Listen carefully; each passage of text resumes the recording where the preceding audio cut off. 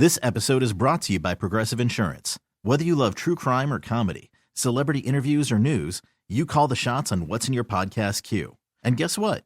Now you can call them on your auto insurance too with the Name Your Price tool from Progressive.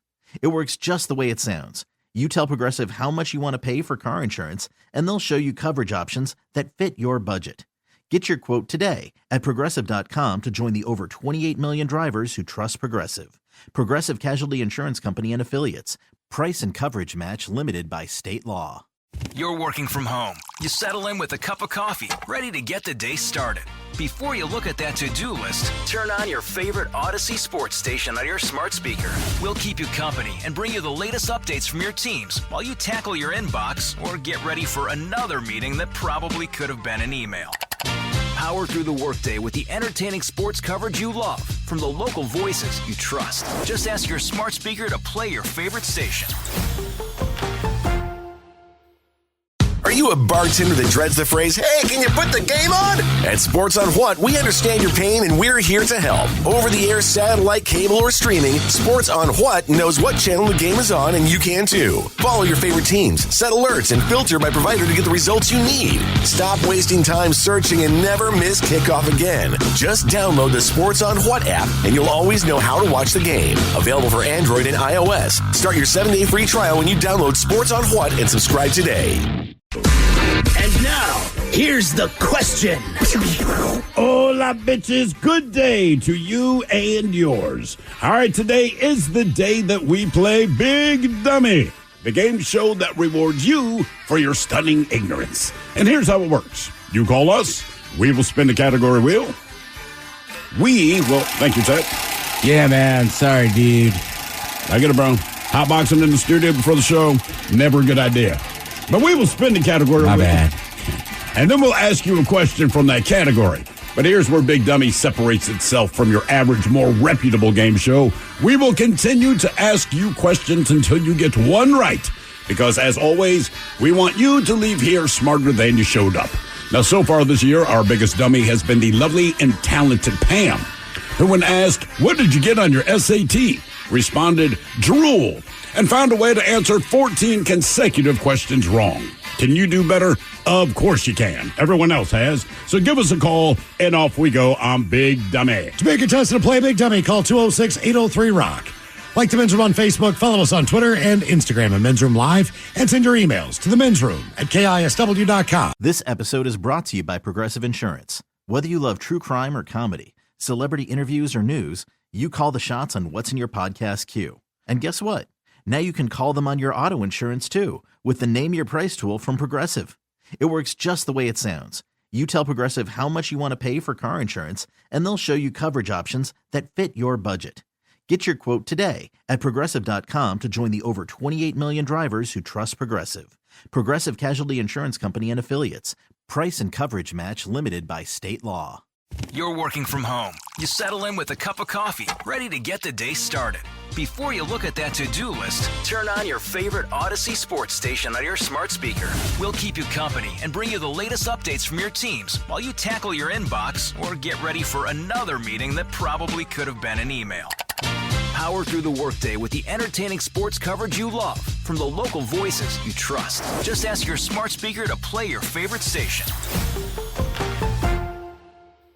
The debauchery rolls on. You're listening to the Men's Room with Miles and Thrill. 99.9 KISW. All patrols, away we go.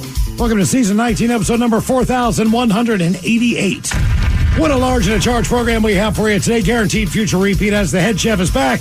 Ted's Meat and Potatoes with the 20 greatest American dishes of all times. Correct. And for the most part, people love these foods. Invented right here in the United States of America. Correct, yeah. You sent me the list. There's some interesting things. Thank you for that. There's some interesting things on there. Like, there's a couple. You're right. I did not realize we had invented that. All right. Because you just assume, like anything else. Like, early on, urban myth was the pizza was invented in the United States of America. Well, the pizza that people like was. Right, but it's not that far away from what they make in Italy, right? I mean, it's not, because the process is the same. Essentially, you have a bread product as your crust, right? A cheese or dairy product as your, cheese, and then whatever toppings. But like the way we do, even Italians will tell you, like, we really like your pizza. It's different than our pizza, but we dig your pizza a lot. Now, we know for a fact the buffalo wing was invented in Buffalo. Mm-hmm. Correct. And I believe the story was the woman was... She got the wrong cut of chicken. She got the wrong cut of chicken. Her son comes into the restaurant, like basically at closing time with his buddies. They've been out drinking. They want something. She's like, use this because I don't have anything. It's not on the menu. I think she just walks to the back. It's throw a little test. The fryer's the easiest thing to kind of turn off. Boom. On. Yep. Fries them up. Makes the sauce. Huh. Yeah. And that's it, right? Like, that's it. But that's that's a legendary night of drunken success. Yeah, for sure. I mean, considering they came in drunk and they needed food, and we get chicken wings because of that. That's pretty cool. Yeah, and chicken wings now, like everybody eats them, right? Kids, everybody else. There's just chicken wing places. But I feel like even when I was growing up, like if you didn't go to a bar, you really didn't see chicken wings. You did. I remember kind of when they first kind of hit. I was a super little kid. We lived in Rochester, not that far away from Buffalo, like 60 miles or whatever. And we went to some restaurant downtown, and my dad was excited to try these wings, which made no sense to me and my brother at all. We didn't understand what he's talking about, but I remember the guy brought them out, and my mother said, well, tell me, why do they call them buffalo wings? Right? Which makes sense. Like, buffaloes don't have wings. And I remember the guy, an old black dude, he's like, they's invented a buffalo. And we're just like, oh, okay. There's your explanation. Okay, fried chicken. Now, it's fried chicken. I mean, there's tons of countries that do great fried chicken. I mean, Korean fried chicken is fantastic. I could still go for a piece of Popeyes or KFC chicken. Yeah. It's delicious. Fried chicken. That's got to be invented in the United States of America. It just feels like it with a kernel. I would think so. Okay. So coming up, we have the 20 greatest American dishes of all times with the head chef and Ted's Meat and Potatoes. And today is the day we play the game known as Big Dummy. It's an easy game to play. We will spin the category wheel. You are either playing for Team Sober or Team Not Sober. Our biggest dummy is Pam. Took Pam 13 questions to get one right. And when we play Big Dummy, we like to do a little men's room poll. Last time we asked you some stories from the news. Pick one. And your options. You could fall off of a 150-foot waterfall, as there was a woman here in Washington State who slipped. I want to say her initial plunge was about 60 feet. She might have hit the side or a little ledge within the waterfall and then went the full way down. And there's no access to the bottom of this waterfall. Right. So they had to Well, there is. She found it. There is a few falls. Yes, but there's gravity is your access. Yeah. Unlike Snoqualmie Falls, you cannot walk to the bottom of this thing. So it took rescuers a while to rappel down and get her out of there. The last we heard a week ago, she was still in the hospital here in Seattle. So the fact that she survived it all was mind-blowing. It's amazing. Okay, story number 2. A world record holder, I want to say this kid is 16 years old, but through Guinness, he has already been recognized as the person with the biggest hands and the biggest feet on planet Earth as we know. Yes. I'm not saying there's somebody out there who doesn't have them, but according to Guinness, his hands and feet are certified. I want to say they said his shoe size at 16. 23, and his feet are still growing. Right. His mom would spend up to $2,400 a pair of shoes, $1,500.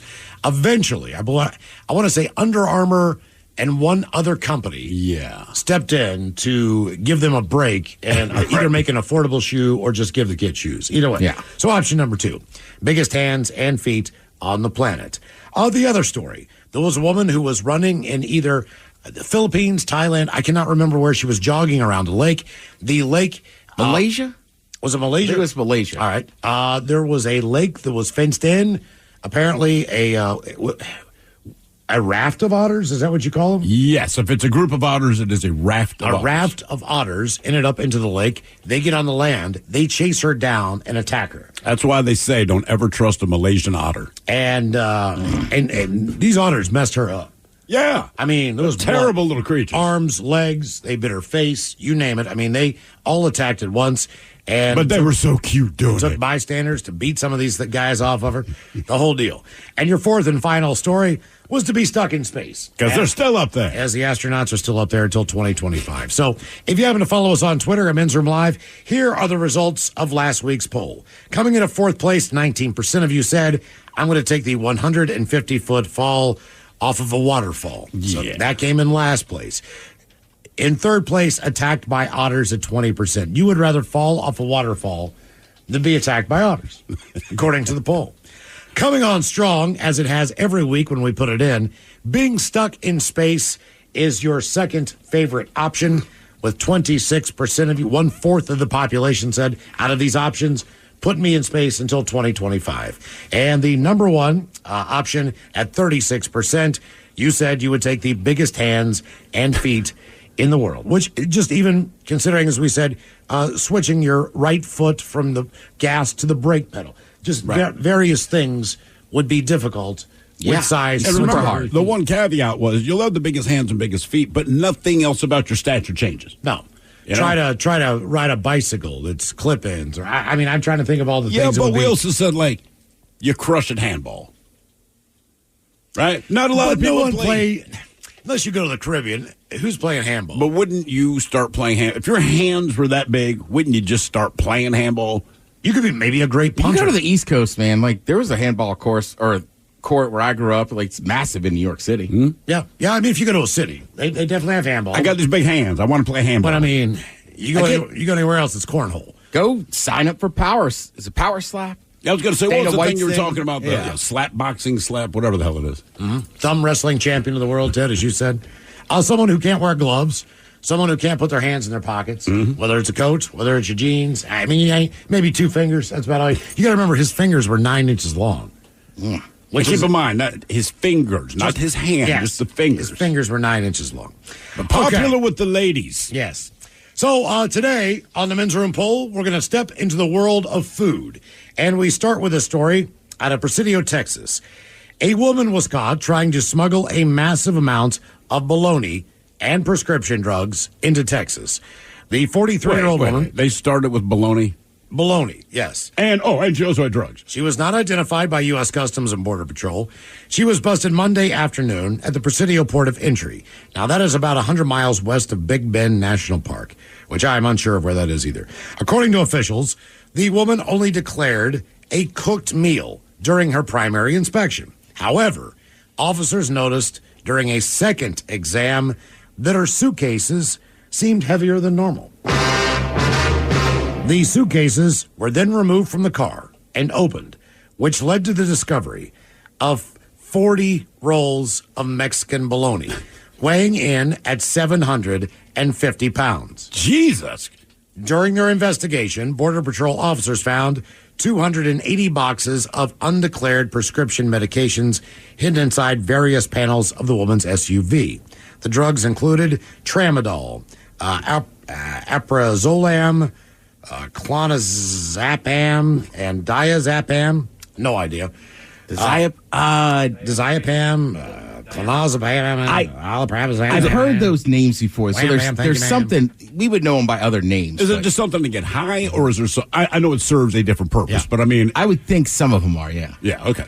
During the stop, officers also discovered more than $7,600 in cash in the vehicle. That was also seized. Officers said the woman was given a $1,000 penalty. Yeah. The diazepam one is Valium. All right. Okay. And all of the bologna, by the way, was destroyed. What is it about... This is like the 8th time that we've heard... You could, like, if you try to smuggle Mexican bologna over the border... Like, you get popped for, whether you have anything else illegal or not. What is it about Mexican bologna that here in the States they're like, absolutely not? I don't know. I mean, I know you can't. There's a lot of meats and like vegetables you can't take from country to country. Understood, but like specifically, there's got to be something different in Mexican bologna, right? Oh, guess what? What? Stephen Colbert did a story about this. All right. It says the bologna arrives in darkness, hundreds of pounds crossing the United States from Mexico at once.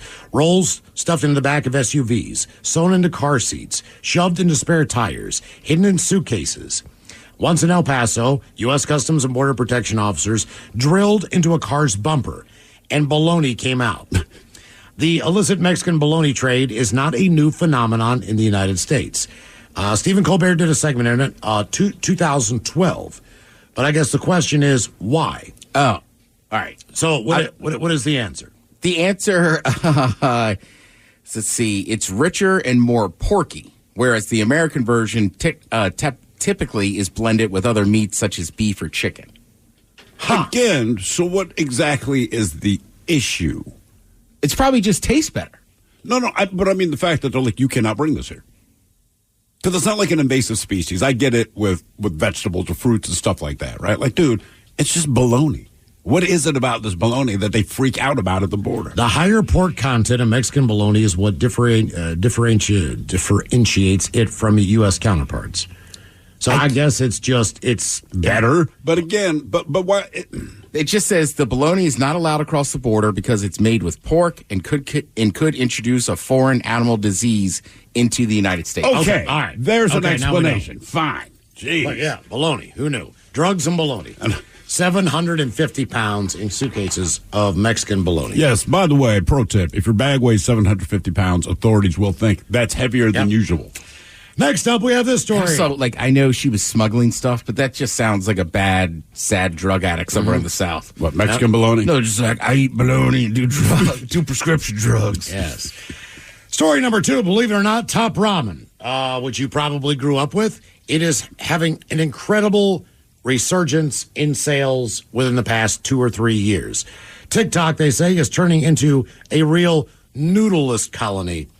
Once relegated to cash-strapped college students and poor people, instant noodle packs are now hot cuisine that's selling like hotcakes. This is thanks to Gen Zs decorating them, so to speak, and doctoring them up with top-shelf accoutrements like spring onions and cube high mayonnaise. Instant noodles have come a long way from being just a cheap, quick meal. And a chef and director at the UK Fine Dining Association says now, thanks to TikTok and social media, people are turning them into gourmet dishes.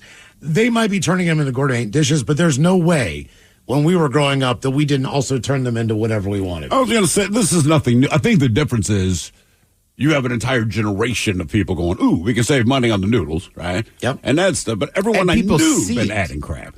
Right, we talked about it for years, right? All right, we didn't have TikTok. You just didn't have social media, so people didn't see it, but Thurl and I have talked about it forever.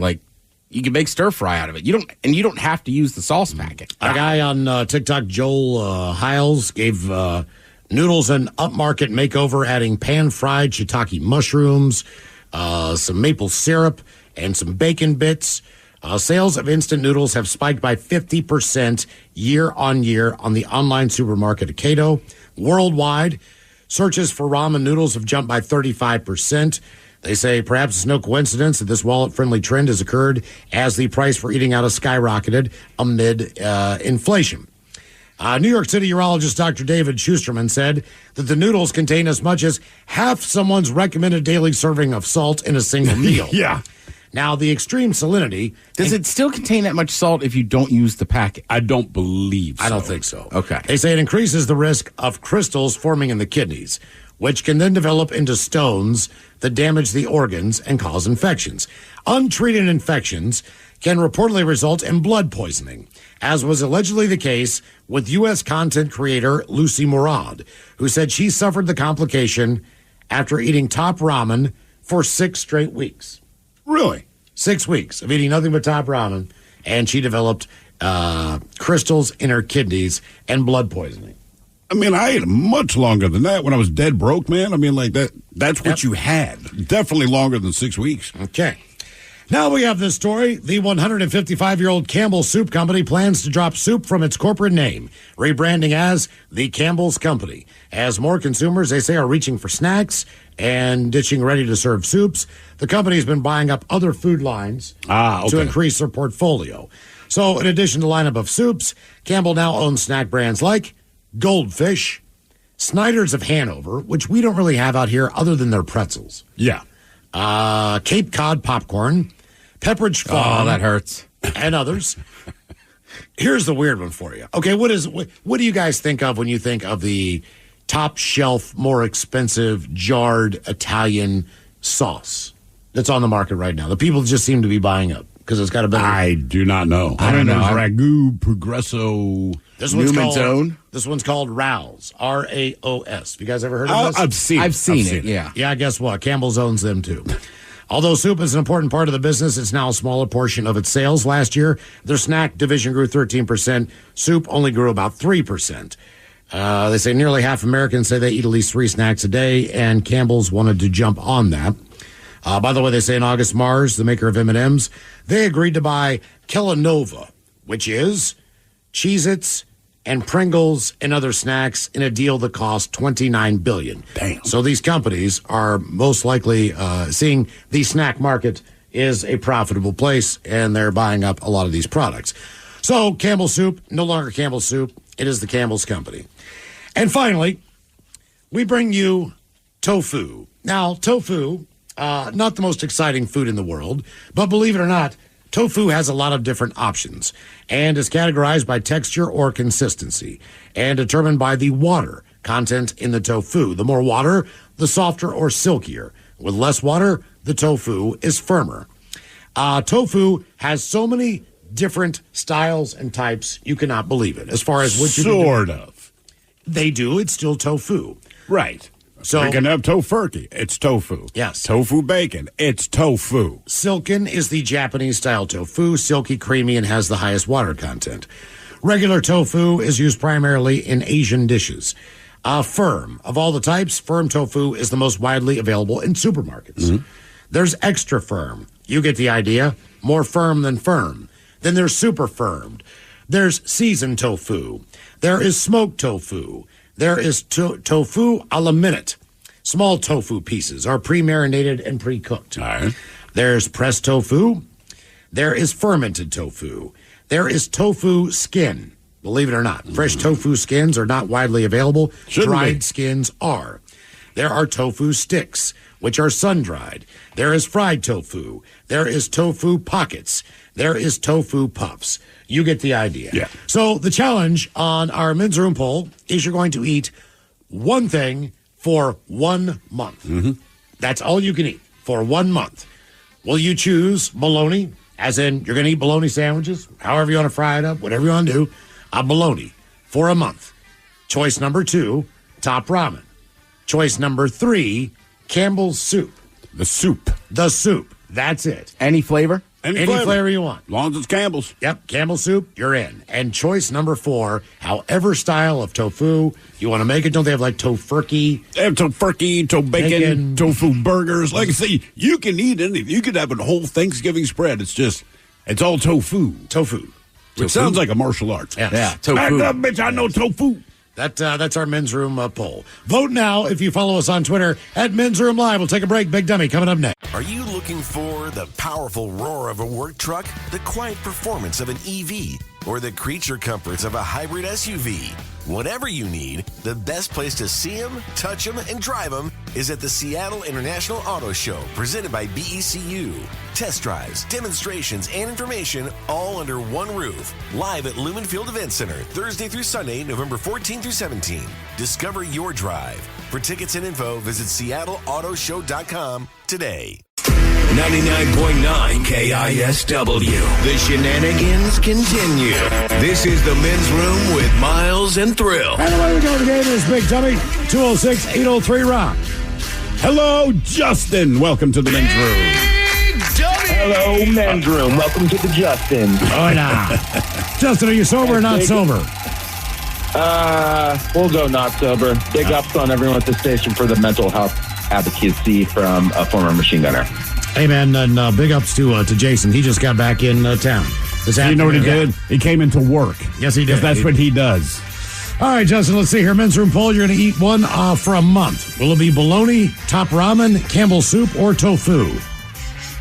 I'm going bologna. We got to keep the protein. All right, bologna All right. it is. Not a bad reason. I'm telling you, I'm going to go buy some bologna this week. I'm going to try some Mexican bologna, man. Next time I go to Mexico, just like, look, man, where can I get some bologna? And I'm sure they'll ask, like, To go to the grocery store. I don't want to buy a ton of Mexican bologna. I just want to try a piece of, and I'm not going to do what you do with grapes. Like, No, sneak a it's package. not going to be on the menu. Just take that's what I'm saying. I don't want to buy a pack. Like, can I just go somewhere and try a piece of freaking The closest bologna? place that you can find bologna is a sandwich shop. That's it.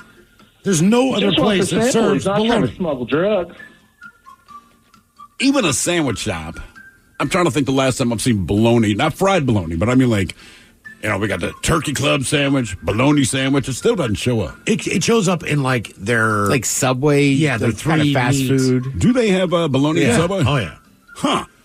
You know what? I'm not going to try it there. That's what I'm saying. You don't go to a restaurant and they have bologna on the menu. I mean, maybe it'll be like a tater tot thing. Maybe it'll come back around, like little fried bologna sandwiches. Or I know sliders. some people in the South, it's like a big thing to get like the whole log of bologna and kind Yes, it is. of score it and then like smoke it. But see, they do it right. Like, if you're going to eat bologna, whatever they make in Texas, I'm like, I'll try it. It's generally good. Score your bologna log. Yeah. Yeah. All right, Justin, here is your question. Who wrote the theme song to The Simpsons? Oh, that's a good one. Oh, I'm thank just you. going to go Matt Groening. That would be Danny Elfman. He did The Simpsons, and he does the theme music to pretty much every Tim Burton movie. I think he did Beetlejuice, actually. Yep. He's a weird dude. Like, Ted, I'll tell you what. So Google an image of Danny Elfman. All right. And tell me that there's any possibility that he's not weird. Oh, yeah. That's all I'm saying. You just look at him and you know, like, you're not going to babysit Looks like kind of like an evil carrot top. Hey, there's some weird. He's been in the news for some weird reasons lately. Oh, yes, he has. Yes. Bad weird.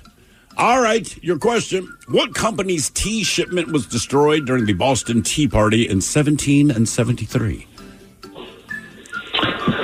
Well, we all know it was England and the British, but I do not know. Let's just go Lipton. Why not? James Lipton. I like that. The Lipton Tea Company. Is it the British tea company? No, come on. Ted. Indian tea company? East India Company. East India, right. Oh. That's where they found the tea and started loving it. Is it? Yeah. All right, your question. What is the heaviest breed of bear? Polar bear. It is a polar bear. Oh, yeah, man. I mean, they're all Bigger- fat and blubbery. I mean, think about how All cold right, it is I where they understand live. that. Right, so they What- put on weight. It's mostly water weight. But it's not a grizzly bear. Not a grizzly. Polar You know bear. I'm I'll the be down. heaviest Okay. species of bear. My name's Roger. Want to come back to my apartment, Miles? Some just call me heavy. Game is Big Dummy 206-803 round. I like to think of myself as girthy. Hello, Hello, Gary. Welcome to the men's room.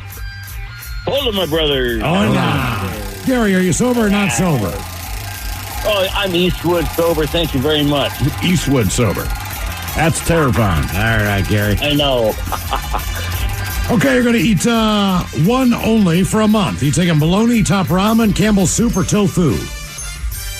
Okay, so I forbid tofu in my house. I lived off of bologna for like 3 months. Bologna and cheese sandwiches, boxed lunches from the various aircraft carriers I served. Gosh, it's crazy. Ramen, because my grandkids are part of that generation. I watch them make these tofu noodles. It's crazy. So I thought you said it wasn't allowed in your house. Make me some noodles. Ramen noodles or tofu noodles? Oh, no, they're ramen noodles. Tofu's forbidden. No, I know. And then you said tofu You noodles. said tofu noodles, though. Oh, I'm sorry. I meant they do what you guys are saying. They watch the internet and make them. I watch them watch the internet and make them. It's crazy. You tell them the other way to do that. You don't even have to watch the internet. Be broke. You'd be surprised. What do you have in the refrigerator? Right. Add ramen. Yes. That is exactly how it works. First, yeah. I mean, we have all the food you could eat, but my grandson prefers to eat ramen noodles, and he uses 2 packets and throws and just puts another one in a Ziploc bag of noodles. So he uses 2 packets per noodle plus his additives. It's crazy. My roommate used to boil. He used to boil the top ramen. Then he would take the noodles out. Yeah. And then with the broth, with the flavor packet in there, he would add instant mashed potato flakes. And then he would have noodles on half the plate and mashed potatoes on the other half of the plate. He's like, I get twice as much food this way. I mean, again, when you're broke, that is gourmet right there. My daughter loves ramen noodles, and she will eat them dry. Like she will She's open the not pan. alone. I've seen people do that. But it's because she'll snack on them, and she's talking to. And look, there's nothing inherently wrong with it, but it just makes my skin crawl. My baby, would you like me to heat those up and boil them? No. She's like, no, they're fine like this, and off she goes. Like, okay. All right. Here's your question. What TV show? Can I ask a question first, though? Sure. Did I miss the next men's room rendezvous date, or is it still pending? Still pending. Still pending. Not announced it yet. All right. Okay, let's do it. All right, Gary, what TV show do Thelma and Louise want to avoid being on in the movie Thelma and Louise? Wow, I remember that movie too, but I just remember the ending. The two crazy girls drove off the cliff. Yep. Donahue? America's Most Wanted? The one with Chris Hansen. No. Cops. I'll give you one hint. Mogadishu. Hey, that's a scary Come on, Ted. Not Gerard. What is his name? Geraldo. Yeah. Geraldo. Yeah. Yucks. All right, Gary. What color are the $1 bills in a standard game of Monopoly? Wow, Monopoly. Doom, doom, doom, doom. Well, there's green, yellow, red, blue, so let's go with green. Yellow? White. Mike pointed at his own skin as his guess. I'm like, yes. Harry. I like that one, Mike. Love you, Mike. Do you know all the colors of the Monopoly money, Mike, off the top of your head? Oh, so the big one, I think, the 5,000 or 500, whatever it is, I think that one's like the deep gold yellow. Okay. There's the green, which I think is that a 20? That's a 20, There's I think. pink, right? There's pink, which I think is a 50. The hundreds, I think, is blue. And then, I think the 500 is yellow. All right, your question. Here we go. Girandole, Lumaci, Strozzaprati, and, Conchiglione are all types of what? Girandole. You can't pronounce them, and I'm supposed to guess them. That is correct. That is how this show Go works. on, brother. They are specialty hams from Italy. Yeah. That is not a bad guess. I'm going to guess pasta or violins. Pasta. Okay, that is pasta. I'm just glad that he actually guessed, because he actually got close then. He got real close. All right, Gary, you're on question 4. Question number 4 for you, Gary. What is the Jewish New Year called? Hanukkah? Nope. Yom Kippur? I don't know. I'm sorry, I'm not religious. Rosh Hashanah. Yeah, Rosh Hashanah. All right. Rosh Hashanah? At least it's not Ramadan. It is not Ramadan. I don't think Jewish people celebrate Ramadan. Rosh Hashanah sounds like something you would scream because there's kids around, but you stubbed your toe. I was about to say it sounds like a new pop artist. Right.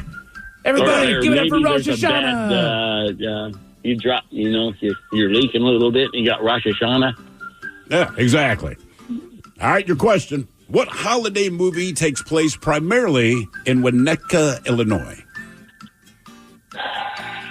Most people think it takes place in Chicago, but technically it's in Winnetka, a suburb of Chicago. Is this Home Alone? It is Home Alone, man. Yeah. Nice job. Game is Big Dummy, 206-803-ROCK. Hello, Matt. Welcome to the men's room. Hola, bicholas. Hola. Matt, are you sober or not sober? Sober today. All right, Matt, welcome to Big Dummy. Okay, our men's room poll, eat only one for a month. You taking bologna, top ramen, Campbell's soup, or tofu? Gonna have to go with Campbell's soup. The rest of it sounds terrible. What is it? What's your choice of Campbell's soup? Chicken noodles just fine.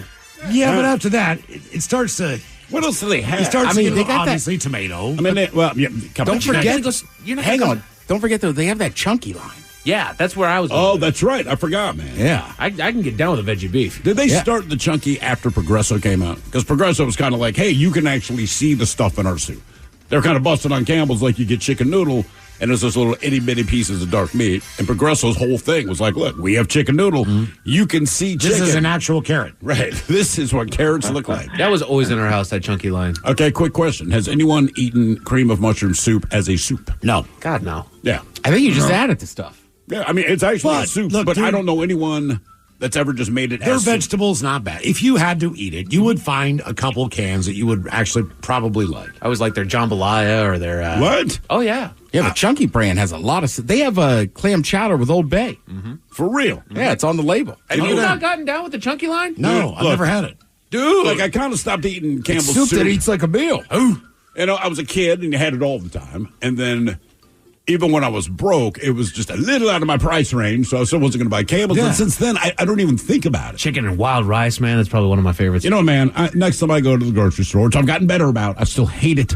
But at least once a month, I'll go with the wife, like, all right, God damn it, let me just go in there. I'm going to grab some Campbell's soups. All right. It's probably why my taste buds are muted, because I ate that crap all the time. I ate that for years. That's, to me, there's like Campbell's soup, and then there's the chunky line. Okay, chunky's that much better? Yes. Yeah. Yes. All right. And you're right. It probably had to do with Progressive, because you could see everything in there, the split pea and ham. Like, Progresso, guys. Progressive. It's Progresso soup. Progressive. Other commercials do a good job. Thanks, Flo. Flo's just serving up soup out here. You can see chicken in my soup. She's got a ladle out here. All right, Matt, your question. In the film My Cousin Vinny, who plays the role of Judge Holler? He was also the original Herman Munster. I believe it's Judd Hirsch. No. Fred. Come on. Grant. Gwynn. Fred Gwynn. Fred Gwynn.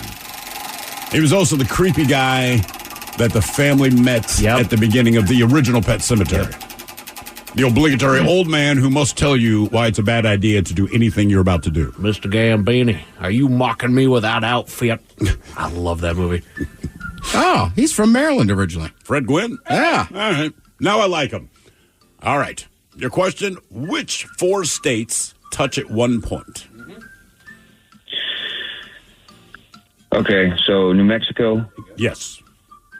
Is it Colorado? Yes. Wyoming? Oh, no. Arizona. And Nevada. Nope. California? You got New Mexico, you got Arizona, you got Colorado. Utah. Yes.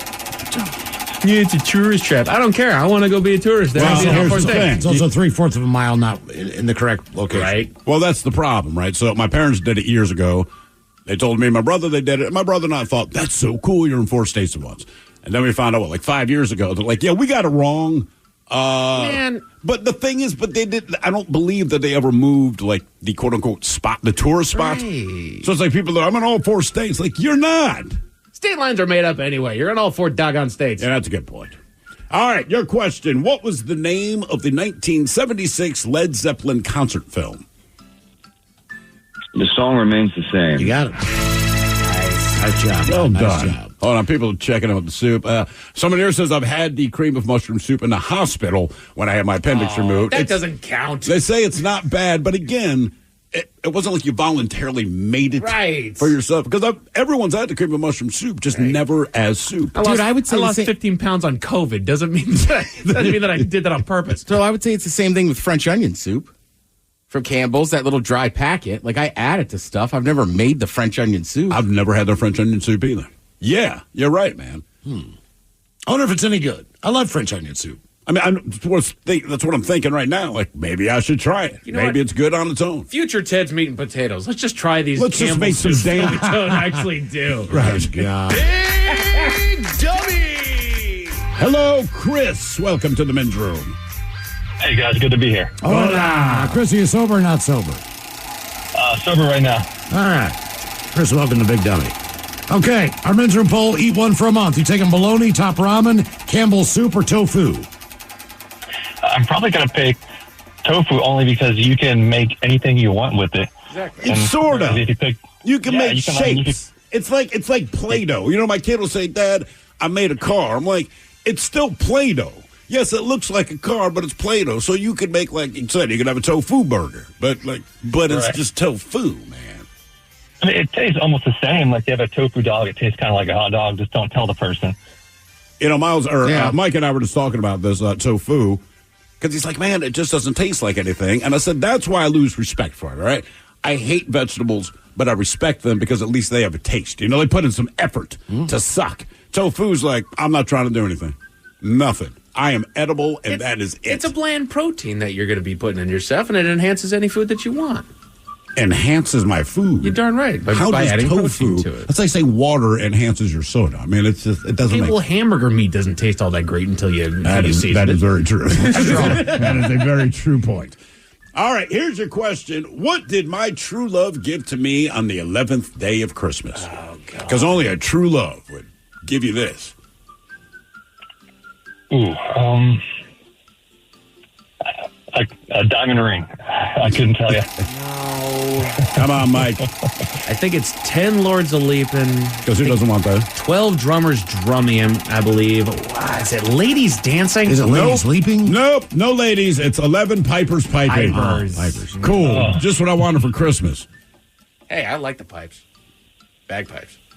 That would really get on my nerves quickly. I think bagpipes are cool. I'm just saying if Not 11 11 of them of showed them. up at my door and said, Merry Christmas. One of the coolest experiences of my life. I Oh, went to boy. Scotland with my grandmother, and they do this thing that at Edinburgh Castle, and it starts with 150 bagpipers marching out of Edinburgh Castle, all playing at the same time. And they play Scotland the Brave. They play Amazing Grace, dude. It was the coolest damn thing. Okay, at 150, you get coolier. Hell yeah. 11 is It's powerful, just, man. Yeah. I cried. Then they stopped. Like, get your tears out of your eyes. Bitch. Y'all bitchy. All right, a question. What are the monsters in the movie Monsters, Inc. most afraid of? I think I know this. I think they're afraid of the kids. Yes, yes, indeed. They're terrified of children. I'll be damned. Mm-hmm. The whole thing, Miles. You never saw that one? I do. It's been a long time. Yeah. Not a bad one. Not a bad one. Isn't that kind of the main thing, though? Anything that you're afraid of, chances are better than even is more afraid of you than you are of it. I don't know, man. What's up? It's your boy, The Ted Smith from the Men's Room. And did you know I have a podcast? Well, I do. The Podcast. New episodes uploaded every Wednesday on the Odyssey app. This episode is brought to you by Progressive Insurance. Whether you love true crime or comedy, celebrity interviews or news, you call the shots on what's in your podcast queue. And guess what? Now you can call them on your auto insurance too with the Name Your Price tool from Progressive. It works just the way it sounds. You tell Progressive how much you want to pay for car insurance, and they'll show you coverage options that fit your budget. Get your quote today at Progressive.com to join the over 28 million drivers who trust Progressive. Progressive Casualty Insurance Company and Affiliates. Price and coverage match limited by state law. You're working from home. You settle in with a cup of coffee, ready to get the day started.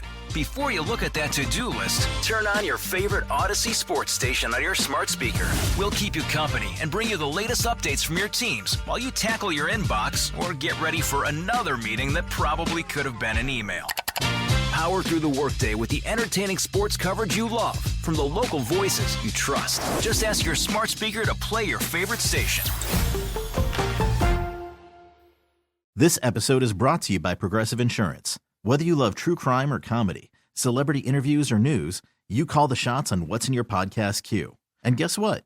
Now you can call them on your auto insurance too with the Name Your Price tool from Progressive. It works just the way it sounds. You tell Progressive how much you want to pay for car insurance, and they'll show you coverage options that fit your budget. Get your quote today at Progressive.com to join the over 28 million drivers who trust Progressive. Progressive Casualty Insurance Company and Affiliates. Price and coverage match limited by state law. You're working from home. You settle in with a cup of coffee, ready to get the day started. Before you look at that to-do list, turn on your favorite Odyssey sports station on your smart speaker. We'll keep you company and bring you the latest updates from your teams while you tackle your inbox or get ready for another meeting that probably could have been an email. Power through the workday with the entertaining sports coverage you love from the local voices you trust. Just ask your smart speaker to play your favorite station. Are you a bartender that dreads the phrase, hey, can you put the game on? At Sports on What, we understand your pain and we're here to help. Over-the-air, satellite, cable, or streaming, Sports on What knows what channel the game is on, and you can too. Follow your favorite teams, set alerts, and filter by provider to get the results you need. Stop wasting time searching and never miss kickoff again. Just download the Sports on What app, and you'll always know how to watch the game. Available for Android and iOS. Start your 7-day free trial when you download Sports on What and subscribe today.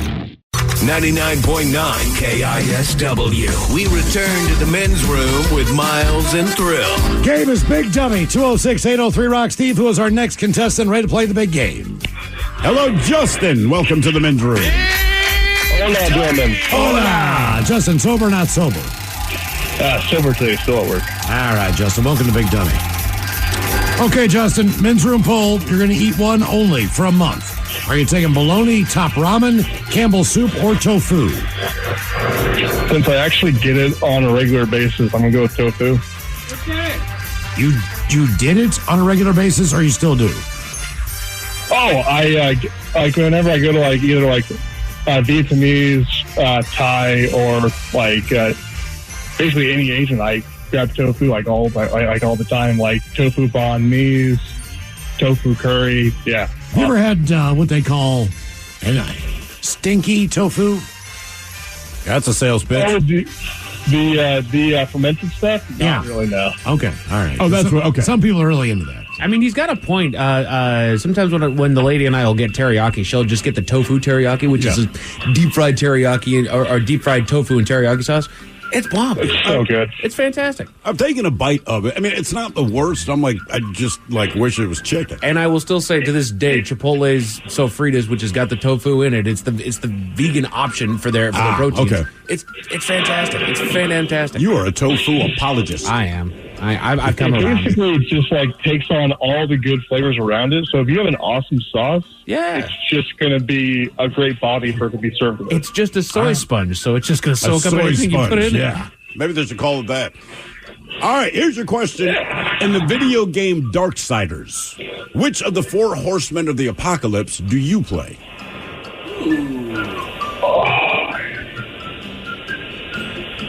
I think you got a 1 in 4 chance. Yeah, I was about to say, I'm trying to remember playing that game. It's been a long time. That was like 360 era.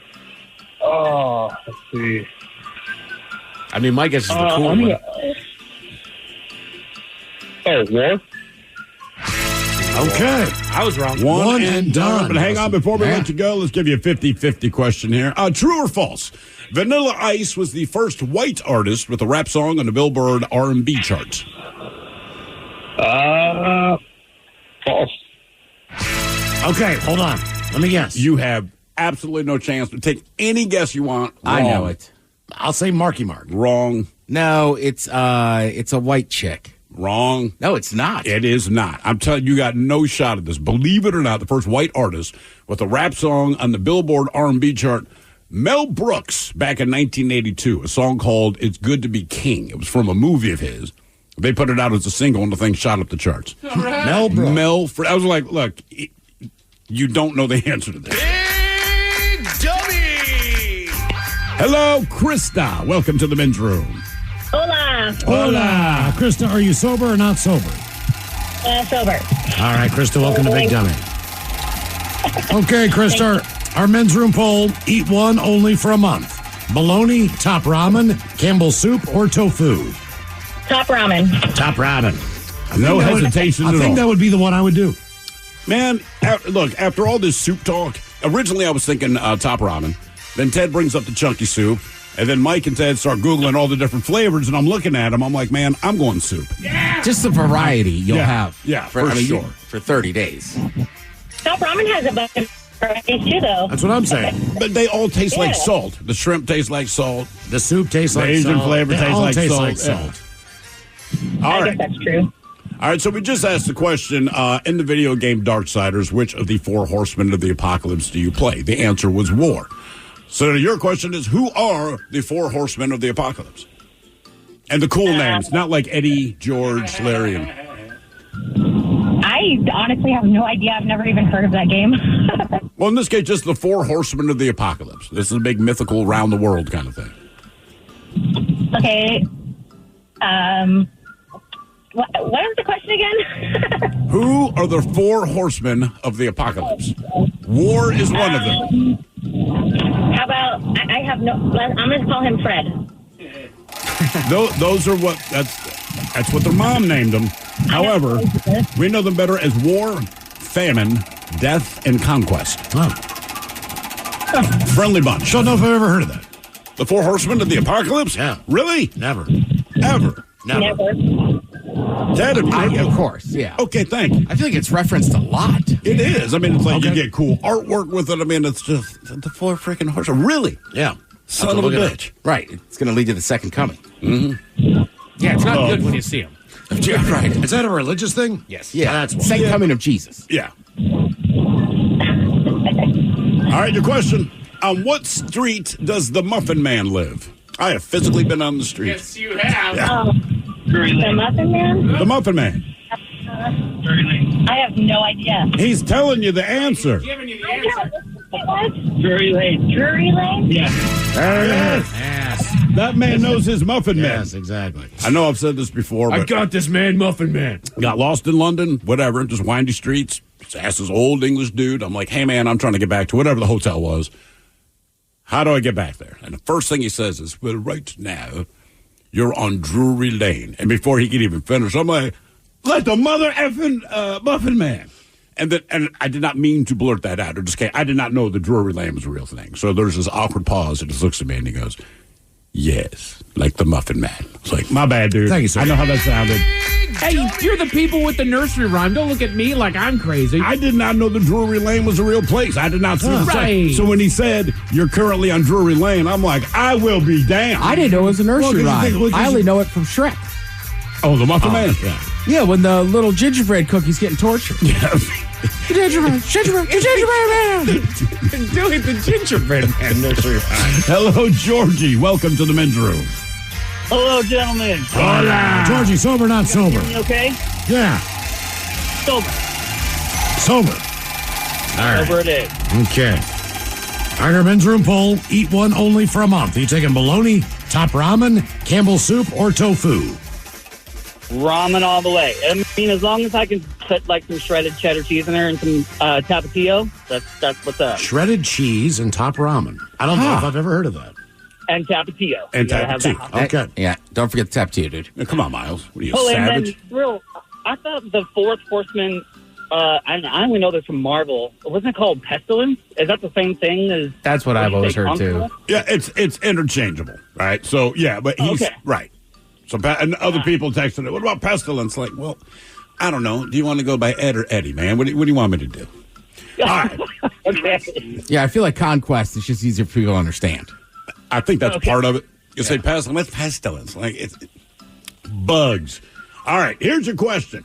Multiple choice. Pantothenic acid is better known as vitamin B2, B3, B5, or B12. There isn't a B in the word pentophilic. B3. I'll say 12. You idiot. It's B5, obviously. B5. B5. So, just so you know, B2 is riboflavin. B3 is niacin, and B12 is cyanocobal, something that doesn't matter. And B5 is a kindergartner. And B4, it already happened. All right, your question. Where in the human body would you find potassium chloride, sodium chloride, and hydrochloric acid?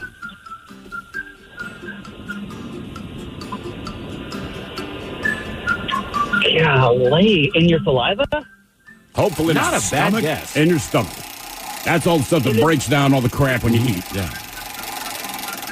It's terrifying that your stomach has hydrochloric acid in it. Do you know the only reason why your stomach doesn't eat itself because of that acid? All the mucus lining on the inside? Yeah, literally the snot coming out of your nose is lining your stomach. Oh, wow. Right on. So here's the thing. If someone threatens you with a hydrochloric acid attack, just cover yourself with Blow your snot and be nose. like, bring it on. You bet. Yeah. You're good to go. We're here to help everyone. All right. Your question, what is the longest snake in the world? And I know every guy just pointed at his groin. Python. Oh, is it? The reticulated python in particular, yeah. I would have thought Somebody's not- anaconda. That's me too. I think that's the second long. It was the python, anaconda, and there's one other one up there that they're all just super long. I think the difference is anacondas are their diameter is so large, you just perceive them as being much longer than they are because they're freaking huge. And Yeah, you think all like right, eat okay. people. No, like they- a python no, will they wrap eat- around you. The Anacondas eat buns. Oh, that's right. Thanks, Mitch. Hello, Stacy. Welcome to the men's room. Hi. Hola. Stacy, sober Hola. or not sober? Really not sober. What are you doing, Stacy? I'm shopping and drinking tequila. You're shopping. All right. What are you shopping? That's for? a winning Are you combination right there. online shopping? No, I went to the mall. Okay. All right, Stacy. Eat one for only a month. Bologna, top ramen, Campbell's soup, or tofu? Top ramen. Top ramen. I have to ask you a serious question. Anytime I go drinking and then end up someplace like in a store or mall, I gotta pee real bad, man. Is there a bathroom in the mall? Yes. Okay. Definitely. All right. You might have to walk far, but yes, there That's are. why I hate stopping by the grocery store after that, because I'm just like, oh, no. Well, the grocery store is different, but all malls have bathrooms. Okay. What are you tequila drunk yeah. shopping for? Like, what stores are we hitting in there? I'm at Nordstrom currently trying some pants on. That's where the tequila came from. Mm-hmm. All right. Are you like drinking in the dressing room? I know, I wish. That's a good idea. I drank before I would... I'm glad I'm giving That's a you a great good idea. Get some of those fries, too. Actually, the French onion soup is freaking ridiculous. They got a great club sandwich, too. Do they? Oh, yeah. Okay. All right, your question. Oh, and they also have clothes. All right, your question. Which character killed Grindel? I don't even know who that is. That's the monster that was killed by the answer to the question. He's like the OG monster, too. Yeah, he no pretty idea. much is. Grindel's mom. Beowulf, yeah. Oh, I never read that one. No idea. Grindel's mom. All right, your question. What 1980s TV show starred Bruce Willis and a detective agency? Moonlighting. You got it. Nice job, Stace. Yay. Good luck finding pants that fit. Game is Big Dummy, 206-803-ROCK. I don't care what size. Doesn't matter what size you are. Any size. It's still hard. Look, you think you know your size. You put on the pants, they don't fit. Really? Just got to let him stretch out a little bit. 32. You're a skinny dude, right? They're never the same. See, I disagree. I think with men's clothes, 'cause my wife will always say, do you want to try these on? I'm like, no, because with guys, your size is your size. And we don't get the, we want to make you feel better, so we make it. No, that's my freaking size. My wife's like, well, I'm a size this here, I'm a size this there, and I'm a size this there. And I'm like, do you physically change your size from store to store? I've got Or do the 34, stores not agree? 35s, and 36. They all fit the same. Really? Just different brands. Yep. I don't know. Mine always, like, I never try on pants now. Unless it's like dress pants. Yeah, I feel like jeans and shorts, usually the waist is pretty true. Yeah, that's what I mean. So I'm think. like, I don't need to try this on. All right. Oh, Jesus. We need a contestant. I mean, that's how we usually play it. Yeah, I know. It works much better that way. Hello, Mike. Welcome to the men's room. Hola. Hola. Mike, are you sober or not sober? Halfway not sober. Halfway not sober. Okay. All right, Mike, men's room poll. Eat one only for a month. You taking bologna, top ramen, Campbell's soup, or tofu? I gotta have meat, bro. It's gotta be bologna. Bologna. All right. All right, here's your question. What fast food chain offers the 3-for-$5 mix and match, the bourbon barbecue sandwich, and the deluxe burger meal? Oh, come on, man. Can't cuss. Yeah. Once again, bedroom colors, here are the 7 words you can't say on the radio. Sucker, mother, and please keep those words in mind when calling. Now back to the program. Game is Big Dummy, 206-803-ROCK. All right, hang on, man. Come on, Ted. I feel like you would be the one with the best guess. All right, so what fast food chain offers the 3-for-$5 mix and match, the bourbon barbecue sandwich, and the deluxe burger meal? Arby's. It is, in fact, Arby's. Arby's.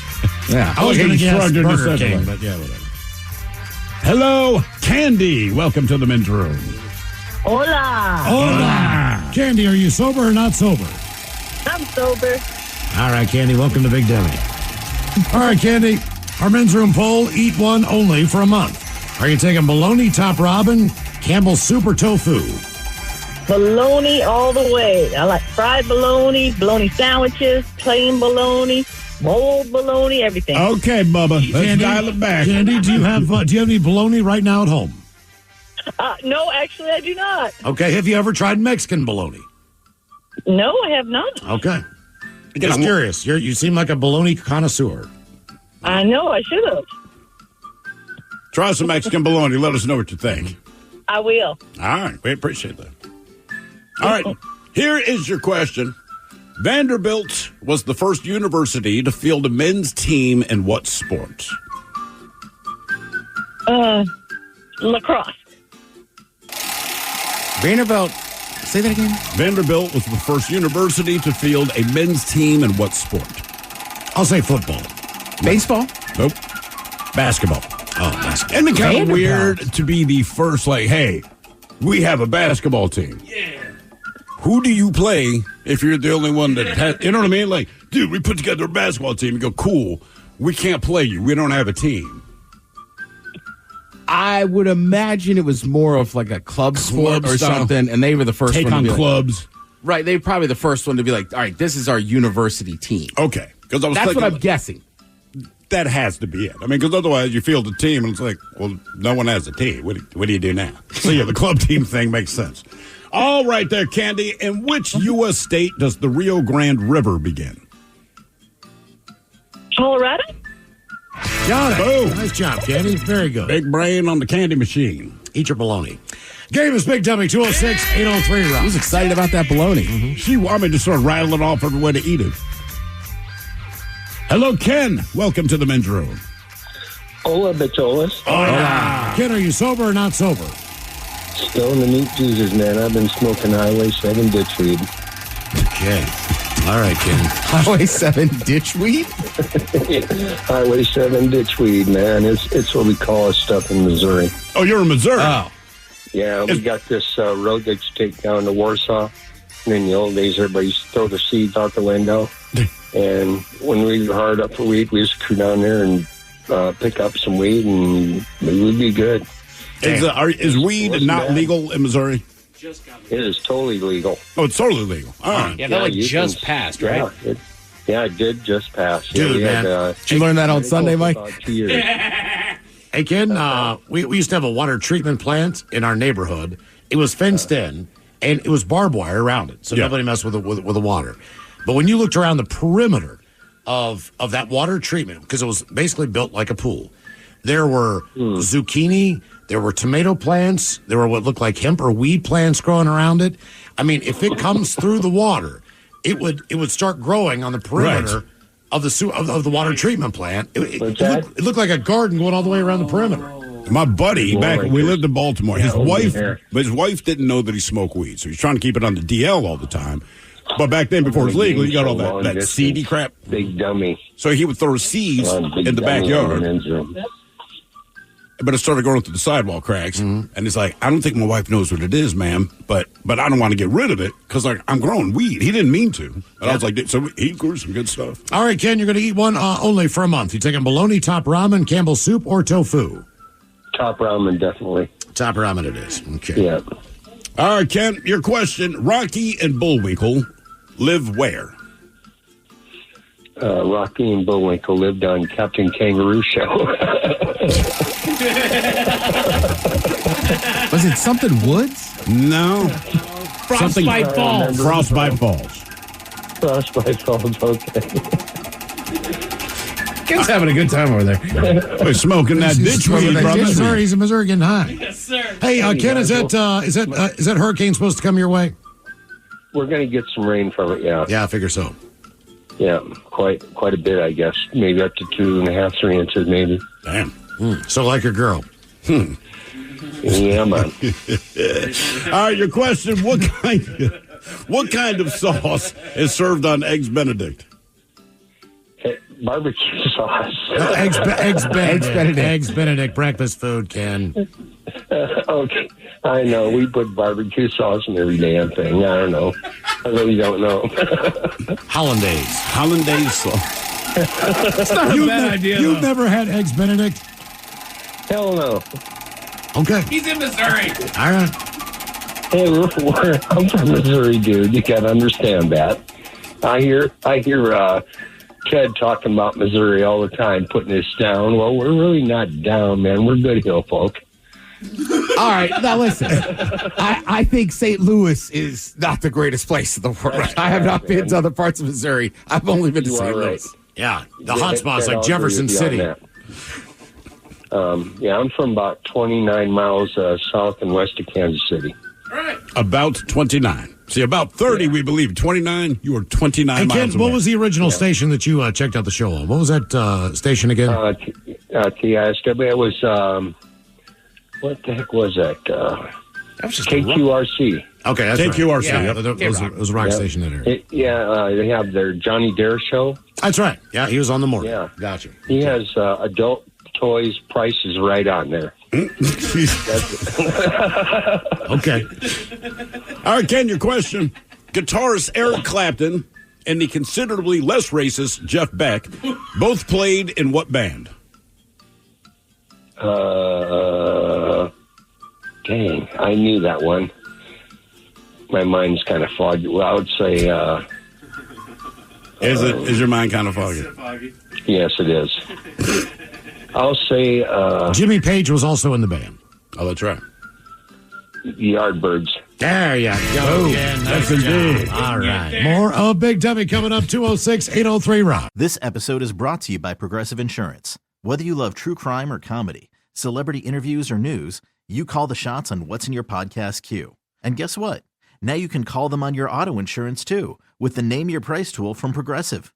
It works just the way it sounds. You tell Progressive how much you want to pay for car insurance, and they'll show you coverage options that fit your budget.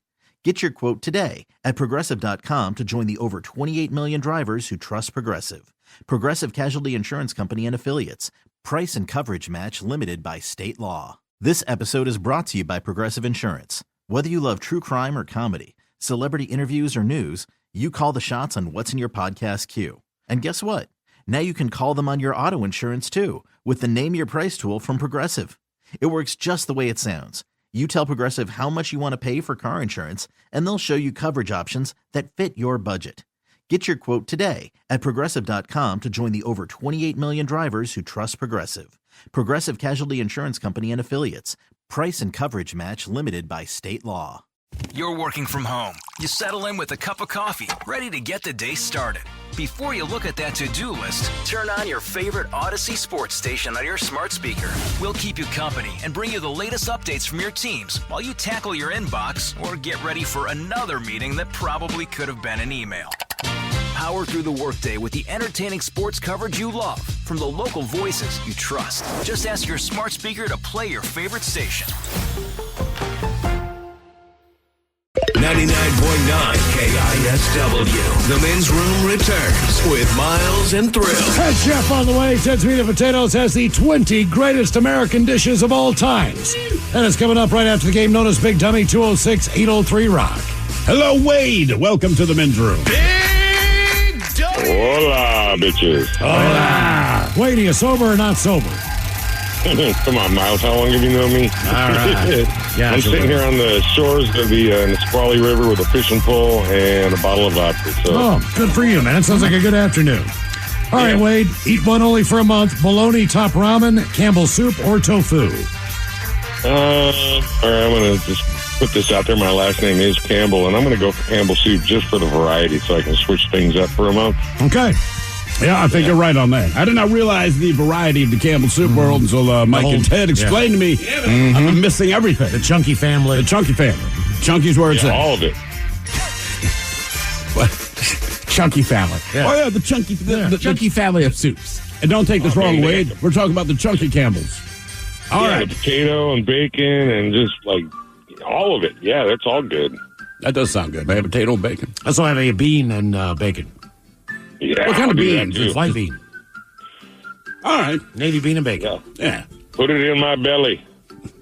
All right, Wade, here is your question. What animated TV show, debuting in 1993, featured characters that repeatedly said, "Hello, nurse"? Hello, nurse. Mm-hmm. Oh, ew.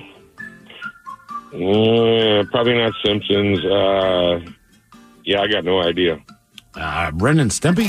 That's not a bad guess. The Animaniacs. Animaniacs, all right. Underrated cartoon. I'm not feeling too smart today, so keep it coming. Don't worry, Wade. We have no expectation. All right.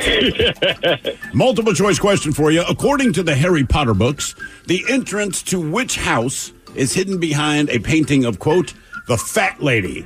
Slytherin, Ravenclaw, Hufflepuff, or Gryffindor? I don't know. I'm just going to say Gryffindor. I don't know. Got it. Act like you don't know. You nerd. Yeah. Game is Big Dummy, 206-803-ROCK. Hello, Rebus. Welcome to the men's room. Hola, boys. Hola. Rebus, are you sober or not sober? Team always sober with me. All right, Rebus, welcome to Big Dummy.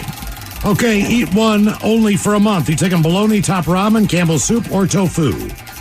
I'm going with the soup. I realized I was an old man once I started getting excited about soup. Yeah, that is one of the first signs. I love soup. Yes! I just don't buy Campbell's soup.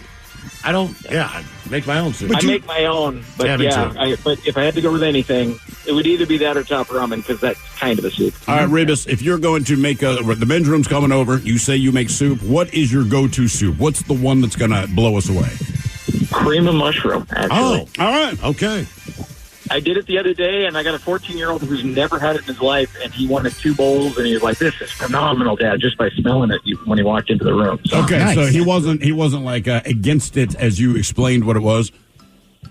No, and he's not a mushroom kid either. He just thought it smelled really good, and I just made it from scratch, just without even a recipe. I just like, okay, this sounds good, and I just started mixing stuff, and it turned out fantastic. Awesome. I'll be honest with you. I'll never be able to duplicate it. I enjoy making soups. Me too. I do, because it's not that there's nothing to it, but just like you said, Rebus, it's kind of there's no recipe. You just kind of go like, I like these things. I have this. I'm going to put it with this stock, and we're going to see what happens. And most of the time, it turns out all right. Exactly. All right, here's your question. Kerry Strug was a U.S. Olympian in what sport? Gymnastics. One and done. One and done Nice on the job, soup Rebus. making Rebus. All right, hang on. Before we let you go, let's ask you a 50-50 question here. Okay, we've heard of the mountain K2, correct? Yes. True or false? There is a K1.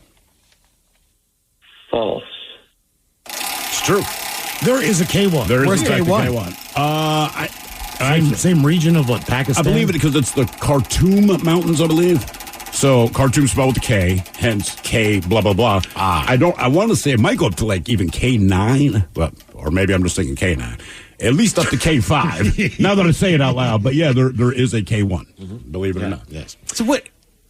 Man, I lost them. I always thought K2 was the one in Alaska. That's McKinley. That's McKinley. But now they changed it back, right? To Denali. Yes. All right, so I always thought Denali was in Asia, and K2 was another name for Okay, Denali. I got you. Yeah, so I had it K2 is the one like in Pakistan. Yeah. I believe a Pakistani-controlled region.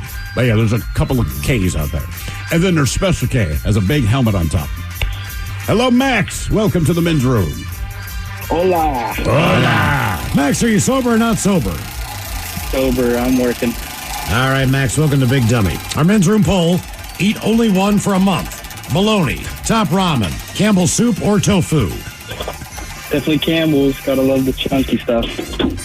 Does anyone eat a soup that's not Campbell's? I know Progresso is out there, but like everyone that we talked to today that's big soup, it's specifically Campbell's. Well, when I was a kid, back to what Ted was saying about the French onion soup, Lipton had a 4-pack of chicken noodle soup. Now, you want to talk about salty. That stuff is salty. Yeah, I remember that. And the noodles were thinner and different, but we used to eat that. That was the primary soup growing up. Ironically, thrilled. The only soup I have in my pantry right now is Progressive. Progresso. You're going to struggle with that the rest of the day. Yeah. Well, no, it's Progressive soup. It's very progressive. Yeah, it adds a new ingredient. Salt. So that's crazy. So you've been going on about all the Campbell's chunky and all this, but the soup you have right now is not that. It's Progresso. Right, and they make a half the sodium version of chicken noodle soup. You know what? It's such an old man thing to say. No. I don't normally care about that kind of thing, but once you realize how much salt is in the soup, it's like, well, you taste. I don't even care about the health of it. You taste of it. You taste it. But like the chunky stuff is great. I don't eat it all the time. So I'm saying, but like October, November, once in a while after work, I'll be like, you know what? I'm getting some. And there's nothing wrong with those Progresso soups either. They're delicious. Very, very good. Am I an old man because we currently have the half the sodium soy sauce? No. You can't taste the difference? I don't even use soy sauce anymore. I use Dr. Bragg's liquid aminos. You know what, man? I've had those once before because I was like, that sounds disgusting. And someone gave me like a finger tip worth of it, and I'm like, this is pretty damn good. And then what's the soy sauce alternative? Or maybe it's like another name for it. It's I should have looked. It still tastes like it? Yes. I think that's what I'm talking about. The liquid aminos. Yeah. Also do a less salt soy sauce. Can't tell the difference on that. The green. No. They really can't come up with Tamari. That's what they call it. Oh, Tamari. yeah. Eating low sodium anything is like drinking a Michelob. I like a Michelob Ultra, though. We were crushing them at Brett's birthday. Yeah. All right, Max. Your question, how many stitches are there on an official baseball used in Major League Baseball? God. Oh, jeez. 46. I'll say 235. 120. 108. Max, what are adobe bricks made of? Oh, I should know this. It's pretty basic material. It's basically clay, yeah. I'll give it to you. All right. I mean, mud clay? or clay. All right, mud or clay. So depending what your environment was rich with, so a lot of people, they would use like mud, mix some hay in with it, et cetera, et cetera. In places where clay was very prevalent, they would use clay. But yeah, that's a change. Big Dummy! Hello, Nathan. Welcome to the men's room. ¿Qué tal, gentlemen? Hola. Nathan, are you sober or not sober? I'm pretty dang sober for a while. I'm right. trying to hang with that, you know? Okay. All right, Nathan, our men's room poll. Eat one only for a month. You taking bologna, top ramen, Campbell's soup, or tofu? So you're saying Chunky is a Campbell's product? It is. Yes. Yeah. Well, then I'm going with that. They got some good stuff. Yeah. What's your favorite Campbell's chunky soup? I'm actually going like the cheddar broccoli even, you know? Yeah. Yeah. That's good. Or they have like the good clam chowder too. Okay. I'm learning a lot about Campbell's soup today. Man, I'm telling you, the text lines, I don't know what it is with our listeners, but they got a lot of opinions about soup. None of them negative, but just a lot of info. Someone here says, my mom used to work at the Campbell plant in Everett, and she would tell us the stories of the bugs that they would cook into the soup and told, don't even bother picking them out. Look, there's a lot of food like that. You'd be surprised how many bug pieces you eat in the course of a year. You eat broccoli cheddar soup? No, come on, man. That one I figured, he might actually eat that one. I mean, if you got the broccoli, the problem is this, even if you pull the broccoli out, the taste of the broccoli still kind of permeates the cheese. How do I know this? Because I've tried. See, I would cook it down as much as I could and then put it on top of a baked potato. You know what? That's not a bad call. That's not a bad. Actually, I think I've done that. Honestly, Miles, they make bags of broccoli florets already with like a cheddar cheese sauce. Oh, do they? Yeah, bake your potato and just all throw right, those all bad right. boys in there. All right, Well, Nathan. Thanks, guys. I'm hungry now. I know. It's happening to all of us. Here's a question. What is the capital of Brazil? Oh, I want to say Rio de Janeiro. Should I overthink it? No, Is Rio it de Sao Janeiro. Paulo? No. Nope. Now it's Brasilia. Correct. Oh, They moved it to the center of the country to encourage people to move from the coast. I don't get it because I want to live at the capital. It used to be called Sao Paulo. Okay. No, São Paulo's still São Paulo. São Paulo's just not the capital. Right. It used to be. Was it Sao Paulo? okay. Was it São Paulo or was it Rio? Either way. It was on the coast, and then they were like, nobody lives in the middle of the country. Let's move the capital there. Yeah. I mean, that was the whole thing. Which, to be honest with you, like, I grew up near D.C. Like, I love D.C., but it is kind of weird that, like, we just leave the capital. It's like, well, this is where we first started. Yep. Brazil's first capital was Salvador in 1763. Rio did become Brazil's capital and then remained so until 1960, and now it's Brasilia. All right. All right. So, just a little behind, but Zed, help me out here. Was it that Brazil temporarily moved its capital to Portugal, or Portugal temporarily moved its capital to Brazil? I think Portugal temporarily moved its capital to Brazil during one of the wars. I don't remember which one. So that technically their capital would not be attacked. right. Rio de Janeiro in Brazil was the Portuguese capital between 1808 and 1821. Yeah. Okay. Yeah. Wow. Because that damn Napoleon. That son of a bitch. Jackass. All right. Your question. In the movie Hangover, what name did Alan use to refer to his circle of friends? Oh, Wolfpack. Yeah. Scott Gowan. Easy. Easy peasy. Big W is the game, 206-803 round. Hello, Jared. Welcome to the men's room. Hola. Hola. Jared, are you sober or not sober? Sober. All right, Jared, welcome to Big Dummy. Okay, what are you picking there on our men's room poll? Bologna, top ramen, Campbell's soup, or tofu? I grew up on bologna sandwiches. I love bologna. Bologna it is. When's the last time you had bologna? It's been a couple of years. Yeah, I honestly do not remember last time I had bologna.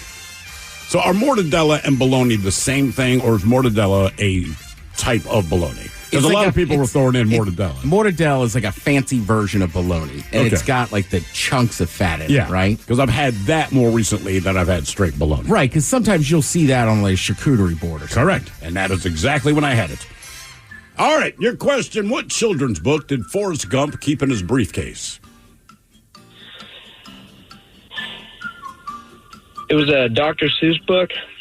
It was not Dr. Seuss, but you're tracking. It's definitely a children's book.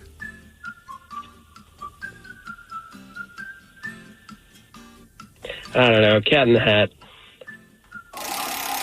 Come on, Mike. I'm giving you the best clue I can. I know. I'm not doing your miming all that well. Curious George. Oh, I thought you were doing a chicken. George. I was doing a monkey. Oh. How can you not tell the difference? I knew it was the monkey, but I'm like, what? And by the way, if you might want to check out my Curious George. Much a different book. Also, most people don't know Dick Tracy was the guy in the Man in the Yellow Hat. Yeah. Oh, by the way, in Spanish, Jorge Curioso. Sounds badass, doesn't it? All right, your question. What is most likely to occur when your diaphragm spasms? Hiccups. Okay. Very good. Game is Big Dummy, 206-803-ROCK. Hello, Brad. Welcome to the men's room. Where'd you put my beer? Hola. Hola. Does that mean you are not sober, Brad? Not sober. Sober or not sober? Not sober. I figured if you're looking for your beer, that means you're not sober. You drinking men's room IPA? Yeah, probably. Okay. All right, Brad, eat one for a month. Bologna, top ramen, Campbell's soup, or tofu? Top ramen all day. Top ramen, is that what you said? Top ramen. Okay. Yeah, what to call it? It's like, of course. Naturally, Miles. I don't even know why you'd ask him. Miles. Brad, for I Christ's should have sake. figured that out with a beer this early.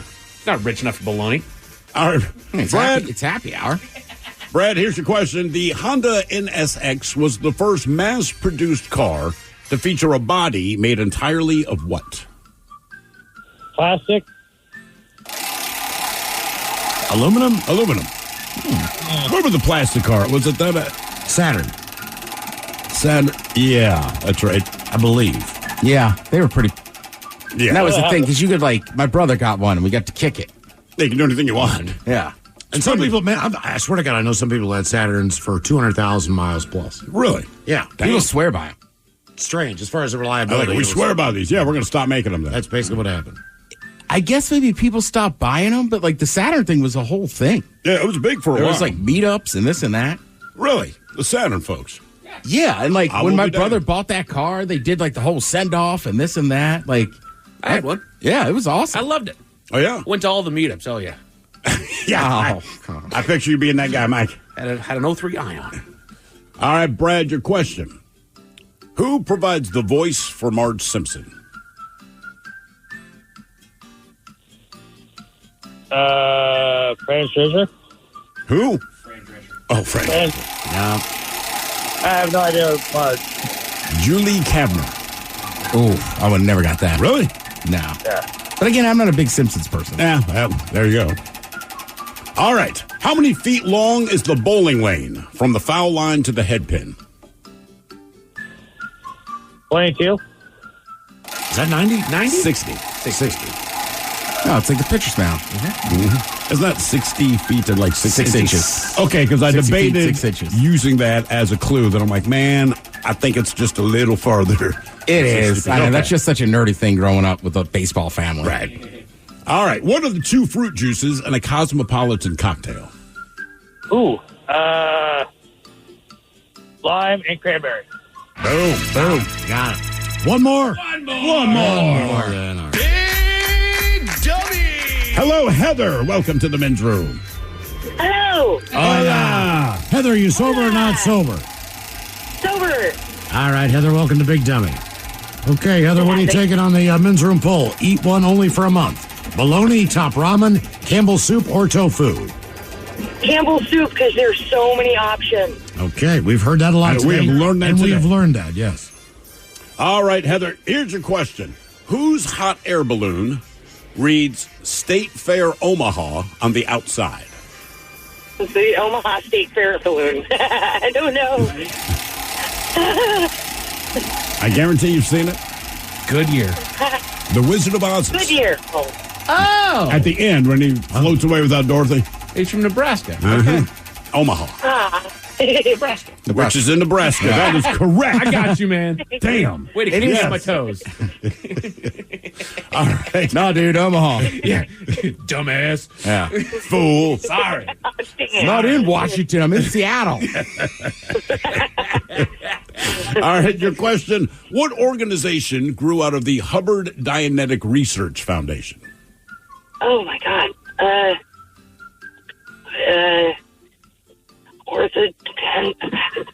Dental care. What? I don't know. NASA? The Church of Scientology. Oh, Hubbard. Do you remember the Dianetics thing? Oh, yeah. L. Ron. L. Ron Hubbard. The science fiction writer? Yeah. It was a science fiction writer. Yes, he was. That's the thing. Then he's like, ooh, I bet you I can get people to buy into this. And he did. And yes, he did. John Travolta starred. Boy, that movie. That's what I hear. I have not seen it, but I hear it's like one of the worst movies I of would all say, time. listen, watch that. Do yourself a favor and watch Battlefield Earth, Battleground, whatever it is, and with John Travolta, and you will understand you've never seen a movie worse than that. No matter how bad the movie is, it is not that bad. It's so bad, it's fantastic. I've seen a few clips of John Travolta's acting, and it's very John Travolta. It is. I mean, it's a tour de force of suck. You know what I mean? Like, they almost put in an effort to say, how can we make the biggest steaming pile of S ever? And then they knocked it out of the park. All right. Your question, in what state would you find delicate arch? It's even depicted on the state's license plates. Delicate art. Delicate arch. It's close, Delicate art. relatively speaking. Close. Ohio. Utah, right? Utah. Yeah, I mean, as close as West Coast could be close. Sure. Yeah, Ohio's not close at all. Yeah, Give me a that's nice, easy one.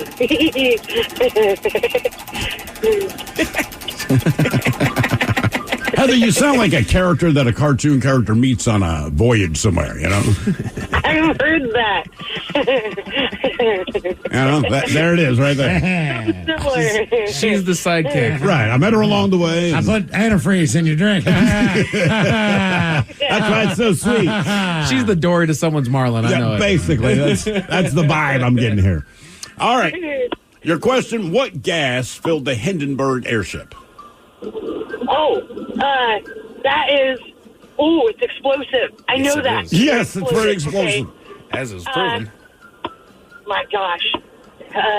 The first one you run into. It's the lightest element on the periodic table.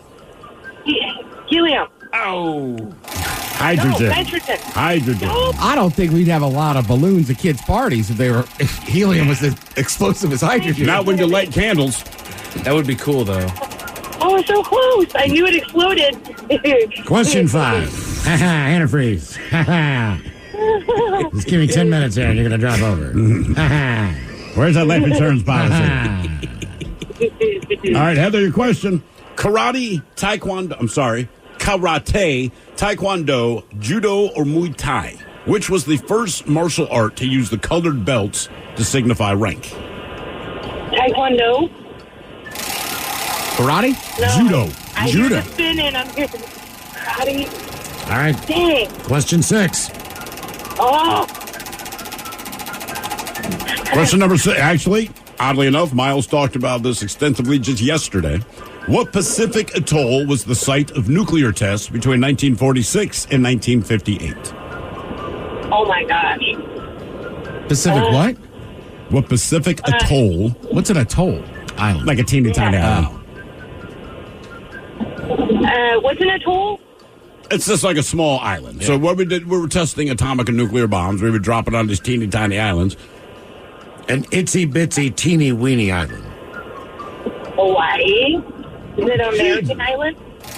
No, we did not drop bombs on Hawaii. Let's check this out. I don't know. You said an island. I'm thinking America. It would be Bikini Atoll. Bikini Atoll. But no, they did not drop it. Let's test it on Hawaii. Boom. See what they think. Oh, yeah, it works. You guys okay? They're angry. Well, but maybe it's something I didn't hear about. Do you feel irradiated? All right, are your gums bleeding? All right. Your question, which planet is named after the god of the sky? Oh my gosh, these are hard. God of the sky.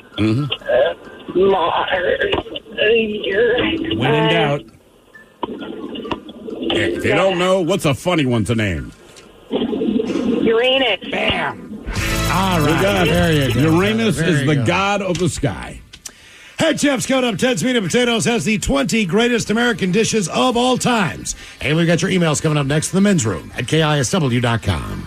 This episode is brought to you by Progressive Insurance. Whether you love true crime or comedy, celebrity interviews or news, you call the shots on what's in your podcast queue. And guess what? Now you can call them on your auto insurance too with the Name Your Price tool from Progressive. It works just the way it sounds. You tell Progressive how much you want to pay for car insurance, and they'll show you coverage options that fit your budget. Get your quote today at Progressive.com to join the over 28 million drivers who trust Progressive. Progressive Casualty Insurance Company and Affiliates. Price and coverage match limited by state law.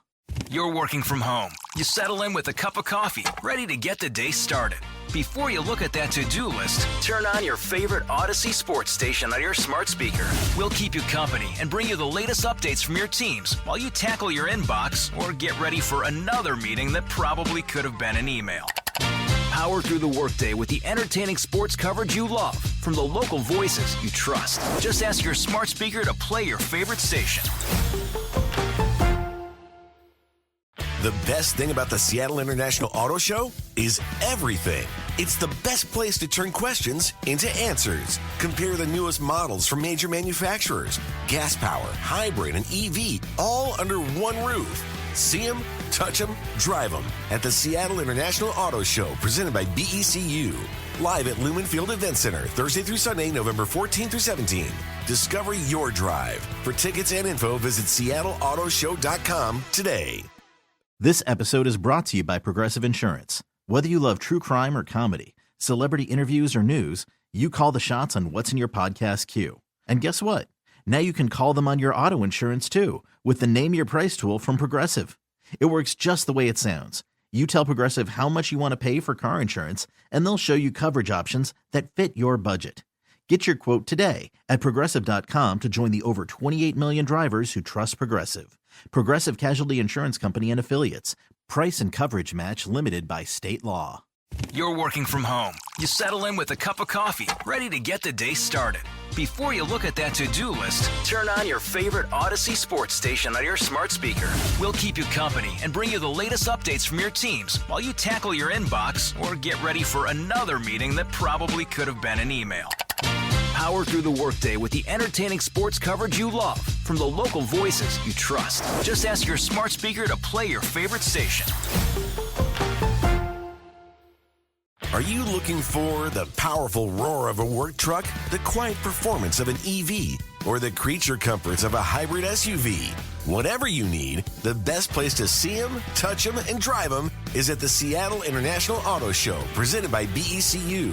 Test drives, demonstrations, and information all under one roof. Live at Lumen Field Event Center, Thursday through Sunday, November 14 through 17. Discover your drive. For tickets and info, visit SeattleAutoShow.com today. Are you a bartender that dreads the phrase, "Hey, can you put the game on?" At Sports on What, we understand your pain and we're here to help. Over-the-air, satellite, cable, or streaming, Sports on What knows what channel the game is on, and you can too. Follow your favorite teams, set alerts, and filter by provider to get the results you need. Stop wasting time searching and never miss kickoff again. Just download the Sports on What app, and you'll always know how to watch the game. Available for Android and iOS. Start your 7-day free trial when you download Sports on What and subscribe today. The debauchery rolls on. You're listening to The Men's Room with Miles and Thrill. 99.9 KISW. Head Chef on the way. Ted's Meat and Potatoes has the 20 greatest American dishes of all times. But first, time for a few emails to the men's room at KISW.com. You've got mail. You've got mail. Guys, my coworker Steven absolutely adores KISW, especially the men's room. He is a huge rockaholic. Right now, he's in the hospital. No. Wants a shout out. No, we don't do that, Melissa. Nope. Sorry. Yeah. Feel better. Thanks for trying. We don't care. It's not your birthday. All the Miles, Thrill, Ted and Mike. I love your show from Chattanooga, Tennessee. My brother and his wife are having their first baby girl today in a few hours. I would appreciate it if you could wish baby Quinn a happy birthday. Welcome her to the world. Love from your new Uncle Chris. Thank you, guys. Give her a Johnson. Can we, though? I mean, it said in a few hours. Like, what time did it come in? It came in at noon today. Have we gotten a follow-up that says that she's here? Hopefully we won't, because they're enjoying the newborn baby that came into this world. You girl and your Johnson. That's why the baby was born. Yep. Gentlemen, can you please give a shout-out to my amazing boyfriend, James, who turns a big 33 today. Listen to your show every day on the way home from work. He puts up with my crazy ass and has the beard of a god. If we could get a Leroy Jenkins and Coach Ted hyping him up for his best year yet. Also, we love the Men's Room IPA, and a non-alcoholic version would be pretty cool. No, it wouldn't. For those of us that love the taste but can't drink alcohol. Hint, hint. Love the show, guys. That from Brittany. Let's do this. Leroy Jenkins. Real quick, I emailed Brittany back. I know there's a lot of people that don't imbibe anymore that would like to try it. Sure. Here's the issue. You have to make the beer, then extract the alcohol. So most of your local breweries are not going to have the cash or that machine around to be able to over do $1 million. It's so expensive. For that That's one why machine. most NA beers are just going to be national massive brands. But I will say Athletic they make a couple good NA IPAs. Yeah. Okay. And if you're going to pull the beer or alcohol out, don't waste that. What do they do with the alcohol after they pull the alcohol out of the beer? Say, like, make rum cake, anything. Well, I know in St. Louis where they used to make Budweiser, just throw it in the river. All right. James, did you know it was James' birthday? I didn't know it was James. All right, James. First of all, stay away from all pork pie, including dolphins. But dude, go out there, kick some butt. Sounds like you got a good night ahead of you hanging out with Brittany there. So, yeah, make sure she does a little spears dance for you. All the boys, I want to wish a very happy birthday to my sugar bud. I know he's looking forward to it. Can you give him a she wants a D? Your penis is too small. And an L hitting the window. Lots of love, guys. That from Dave. She wants a D, and she's going to get one. Gentlemen, please wish my wife, Christina, a very happy 48th birthday. Great mom and sexy wife. Yeah, and the dirty Germans, please have their way with their ample triple D mountains and tight bum. And a penis is too small. Thank you guys and for all you guys do. That from Brian, David, and Elizabeth from Boston, Massachusetts. Yeah, first of all, your tight bum will be loosened up quite a bit tonight. Oh, no. We do not use a lubricant, and there are no safe words. And when it says triple D, does that mean you're actually a single D but have 3 breasts? I'm hoping so. So maybe you'll have a good night and she'll play with your Boston beans. I'll leave the other one alone. Why were beans so popular there back in the day? We used to have a restaurant called the Boston Beanery. Yeah. But they didn't serve any beans. But why were beans? Wait, they didn't serve beans? No, but why is Boston known for their beans? Why the hell would you call something the beanery? That's not a goddamn we know all kinds of beans, but you never really hear about a traditional Boston bean dish, but they're known for that. I mean, I know the candy. It's still there. The Boston Beanery in Morgantown, West Virginia. Yep. Wait, but you're telling me they don't serve any beans? No beans. And it's called the Beanery. It's called the Boston Beanery. They don't have beans. Story. The Boston Beanery is a neighborhood spot where anyone can stop in at any time and feel at home right away. We're about good food, good drinks, and good company. Our menu has been developed over the time to provide freshness, quality flavor, and a taste of Boston.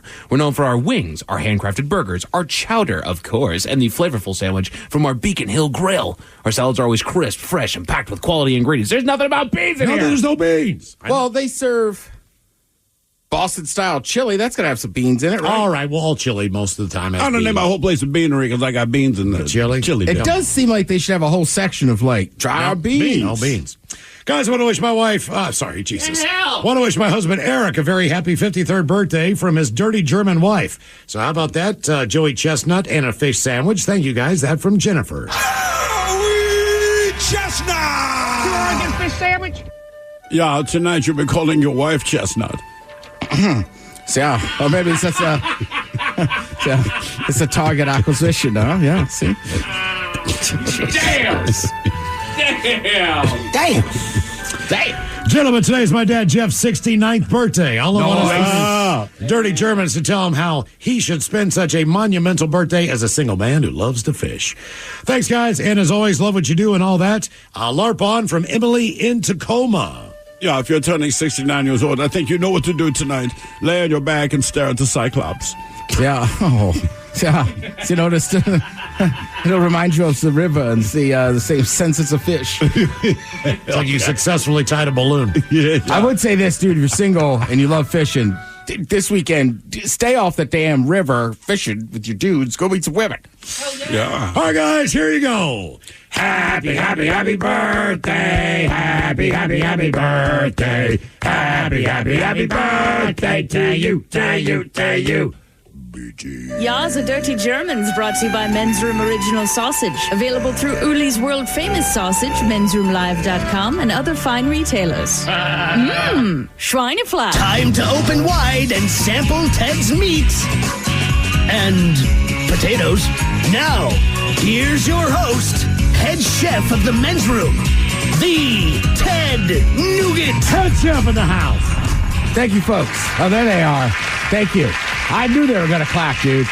So I was just thanking them beforehand. Sign's busted. We got a neon issue. We're working on it. Mike, will you get on it? Ted's been bitching about the neon issue for like a month and a half now. You need to update the technology. Neon's out. All right, so this is a list of the 20 greatest dishes to come from America.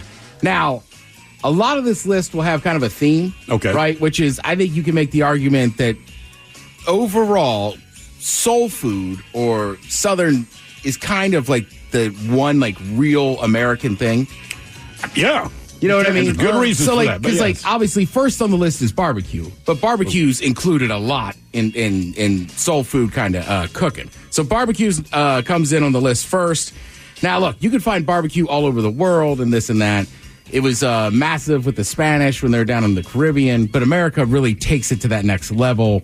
Nobody else has barbecue places like we do, and that's incorporating, and listen, I know I love barbecue, but they're basically just saying the 4 styles in region, right? That's the difference. Right, you got the Carolina barbecue, Texas barbecue, but Carolina basically is the hog, pig is the man. Yeah. Texas, beef is king, Memphis, ribs and rubs, and then Kansas City, well, they do a tomato-based sauce, and also credit to Kansas City, they do both. Yeah, they do pork and beef. Yeah.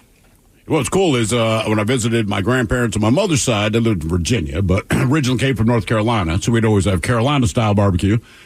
Visit the family in Texas, obviously Texas-style barbecue, but like the food was never bad, ever. Mm-hmm. Yeah, and like I know Miles, like, and if you really break it down, you can get into like the Carolinas, right? There's North Carolina is different than South Carolina barbecue. Right, in South Carolina, it's only that one little area basically around Columbia that's doing the mustard-based sauce. Correct. And this and that. Also, shout out to Gunners, way up north, man. They're doing some really good barbecue. Kentucky's got a very unique style of barbecue, which is fantastic. Tennessee also do its own barbecue as well? A lot of places, well, Memphis, Tennessee. Sorry, yep. A lot of places. I just did it. You did in Omaha. Like a lot of places do. Just generally, if you're talking barbecue, those are like the 4 styles that everybody knows. But there is a ton of different styles, and once you break it down, you get really deep and in the minutia of like, all right. Fascinating. I've been getting into it here the last few years. I love it. Next on the list, fried orca. Oh, no way. Okra. Fried orca. Fatty and delicious. Not just Keiko. Just like pork belly. What a Keiko cake. I you know what? That's probably one that I'll pass on. I've had it in gumbo. It's fine. It's a vegetable. It's a bitter vegetable. It's fine. It just doesn't. It doesn't stand on its own. Correct. It's fine in gumbo. All right, but I'll other give you than that, It's right. It's generally, Miles, I'm 100% with you. Like, I don't know what it is. It's fine in gumbos or succotash, but every time I've tried it on its own, whether it's fried or in a cheese sauce, it just has a unique flavor where you're like, I'm not big on it. Would you try the fried orca? No comment. You know what? I would. I know it's terrible to say, but I would. I mean, yeah. Next on the list, we got the Cobb salad. Okay. all right, that's a good salad. Yep. Credit for the Cobb salad generally goes to Bob Cobb. He was the owner. Poor guy. Man. He was the owner of the now defunct Brown Derby chain restaurant in L.A. Again, I think that's the one salad. So you enjoy the Cobb salad, right? Everything except the lettuce. I cannot believe that guy had to go through life being Bob Cobb. Bob Cobb. Did you just really like hard-boiled eggs? Well, I think blue cheese and bacon are the star of that show. Also, man, just a wedge lettuce. Just a quarter wedge lettuce is better than you think when you do a Cobb style. Yeah, or sometimes I just hate the wedge thing. But sometimes, too, I like it. People will just line up everything on a giant Cobb salad. Yeah. So, next on the list of America's 20 greatest food inventions, basically, peanut butter and jelly. Yes, ma'am. That's right. Absolutely. Yeah. Well, we invented peanut butter, right? That was George Washington Carver. Yeah. I did not realize that peanut butter and jelly, if you're not from the States, is such an odd thing to people. Right. The idea of it is disgusting. Until they try it, and they're like, okay, America's got this. And right now, Uncrustables are king. Yes, they are. Yes, they are. They've been around for a while. I like it. You just discovered them the last year and a half. Box them in my freezer at all times. See, but I've never been bothered by the crust near as much as you guys have. I'm just saying that I don't. The crust doesn't bother me, but the Uncrustables just a great product. Superior, yes. Next on the list, we can thank our Native American friends, fry bread. Yeah, for sure. I didn't know that was a native thing. Mm-hmm. Yeah. No kidding. Yeah. All right. Basically, he was born out of necessity in the mid-1800s, and the tribes were forced off their lands and forced to relocate what's now New Mexico. So they didn't have a ton of stuff available, and they came up with fry bread. Huh. You never knew that, huh? I did not know that. Yeah. Cool. One, I think everybody in here enjoys. Now you don't hate him anymore, do you, Mike? Oh, come on, man. I never did. Red beans and rice. That's a huge one. Yep. Obviously, anything, you're going to, rice is always going to stretch your meal or whatever. Red beans were huge down in the Caribbean, specifically in Haiti. They come over, kind of all ends up down there in New Orleans. You get that Creole kind of cooking. Red beans and rice always going to be a good meal, traditionally served on Mondays. And for a good side, man, they have the 90-second package like they do with the other rice. So you can just easily put that in, man, have a good side in, minute and a half. And I have it on good authority that they didn't miss her. Red beans and rice. No. All right. Just her Mix-a-Lot line. All right. Yeah, we're talking about classic American foods that are invented here. The hamburger. Yeah, man. Yeah. A lot of people, I was going to say, I like this. Founding fathers were not eating burgers. Now, did they still have hamburger meat in other places, and they were just, we were the ones that made the patty? So the hamburger also used to be a big fair food. Mm-hmm. Really? And then people really liked them so much. And then once you get past like World War II, like the hamburger really starts showing up. And then also it was kind of a cheap sandwich. Again, I want to say it's Connecticut. It's like, well, it's garbage meat. Well, there's some tiny little place that still steams their burgers and stuff. White Castle. Yeah. But that's where White Castle got the idea from, the original place. Mm-hmm. But yeah, that it was just this cheap meal. But then people really liked them. Like I said, it was like a fair food, and then it blows up. And then obviously, with the invention of fast food and all that kind of stuff, the burger really takes off. And to me, like that is like the American classic. Yeah, I would agree with that. And after that, what's more American than having a hamburger? Hot dog? A dog. Apple pie. Oh. That too, Ted. Right, because see that what people say, like, as American as apple pie. Mm-hmm. I think you could say that for a burger as well, but obviously people love apple pie. Now, one we got, a newer one to the list, thanks to our friends in Hawaii. Moco Loco? Spam. Spam. Poke bowls. Oh, is that Hawaiian? Yeah. Did not realize that. Okay. Chili also makes the list. You know what? I'll be honest with you. It's like the pizza damn argument. Doesn't really matter. Texas-style chili does not have beans. I know a lot of places they add the beans. If you want to put beans in it when you're making it home, go ahead. Clam chowder. All right. Sure. General Tso's chicken. Not Chinese. General. He was a Marine. The Reuben sandwich is an American classic. Grits. Yeah. Oh, sure. Mm-hmm. Cheddar or shrimp. Chocolate chip cookies. Yes, I do remember that one. Another American classic. Gumbo. Mm-hmm. Oh, yeah. The Mission Burrito down there in California. Yep. What's the Mission Burrito? I'm sorry. That's a big That's kind of the beans. burrito we're used to now with the beans and rice and everything else in it. Okay. Yeah. Banana pudding. Nice. Yeah, if you think you don't like banana pudding, you're probably wrong. Spaghetti and meatballs, huh? Hey. That's American. That is American. Sweet. We brought it over. And then we were talking about earlier today, because it has hollandaise sauce, not barbecue. Eggs Benedict. Hey. Thank you, Head Chef. We appreciate it. Coming up, we'll drink and toast with the shot of the day. You are listening to The Men's Room. This episode is brought to you by Progressive Insurance. Whether you love true crime or comedy, celebrity interviews or news, you call the shots on what's in your podcast queue. And guess what? Now you can call them on your auto insurance too, with the Name Your Price tool from Progressive. It works just the way it sounds. You tell Progressive how much you want to pay for car insurance, and they'll show you coverage options that fit your budget. Get your quote today at Progressive.com to join the over 28 million drivers who trust Progressive. Progressive Casualty Insurance Company and Affiliates. Price and coverage match limited by state law. You're working from home. You settle in with a cup of coffee, ready to get the day started. Before you look at that to-do list, turn on your favorite Odyssey sports station on your smart speaker. We'll keep you company and bring you the latest updates from your teams while you tackle your inbox or get ready for another meeting that probably could have been an email. Power through the workday with the entertaining sports coverage you love from the local voices you trust. Just ask your smart speaker to play your favorite station. It's hard to be a good parent, but of all the things you're doing to better your child's future, few are as important as keeping their vision sharp. MySight One Day are the only contact lenses that can correct and help protect your growing child's blurry vision from getting worse. Because while their future may be unclear, their vision shouldn't be. Learn more at MySight.com. MySight today, anything tomorrow. Ask your eye care practitioner if your child is a candidate for MySight One Day and review important safety information at MySight.com/safety. 99.9 KISW. The shenanigans continue. This is the Men's Room with Miles and Thrill. All right, coming up in just minutes, we'll drink a toast for the shot of the day. And we do have your headlines on the way at 5:50. But first, quick check on Mike Hawk and some of the stories and headlines he is not working on. Well, thank you, Miles. According to Buddhist monks, just 20 seconds of slow, deep breaths can reduce stress and anxiety. Yeah, absolutely.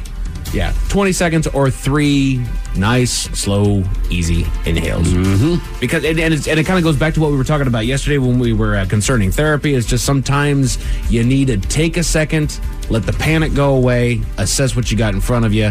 And they were kind of saying it was more kind of in lieu of 2 hours worth of meditation. Like sometimes you just need to ground yourself for a minute. Really, it's not near as dire as you think it is. But I think most people do without realizing they've done it, right? So we have to have a meeting, and I hate any meeting that we have to have. And I'm very irritated when I know we're going to have a meeting. But before you say step into the conference room, don't you just do the... Exactly. Because it brings relief. Or if the kids really screw up and you have to talk to them, but it's like, okay, we have to have a serious conversation. I don't want to berate you. And I will give my sister and brother-in-law all the credit in the world. My nephew is 3 years old, and by the age of 1.5, 2 years old, they had already established with him, because kids, they freak out. They don't know how to process their emotions just yet. And so if there was anything that caused him to just freak out, she would grab him, and then he had this procedure that there was, I don't know if it was a look, I don't know if it was a vocal cue, but he would just, and he'd give a big old sigh, and it would completely wipe him clean.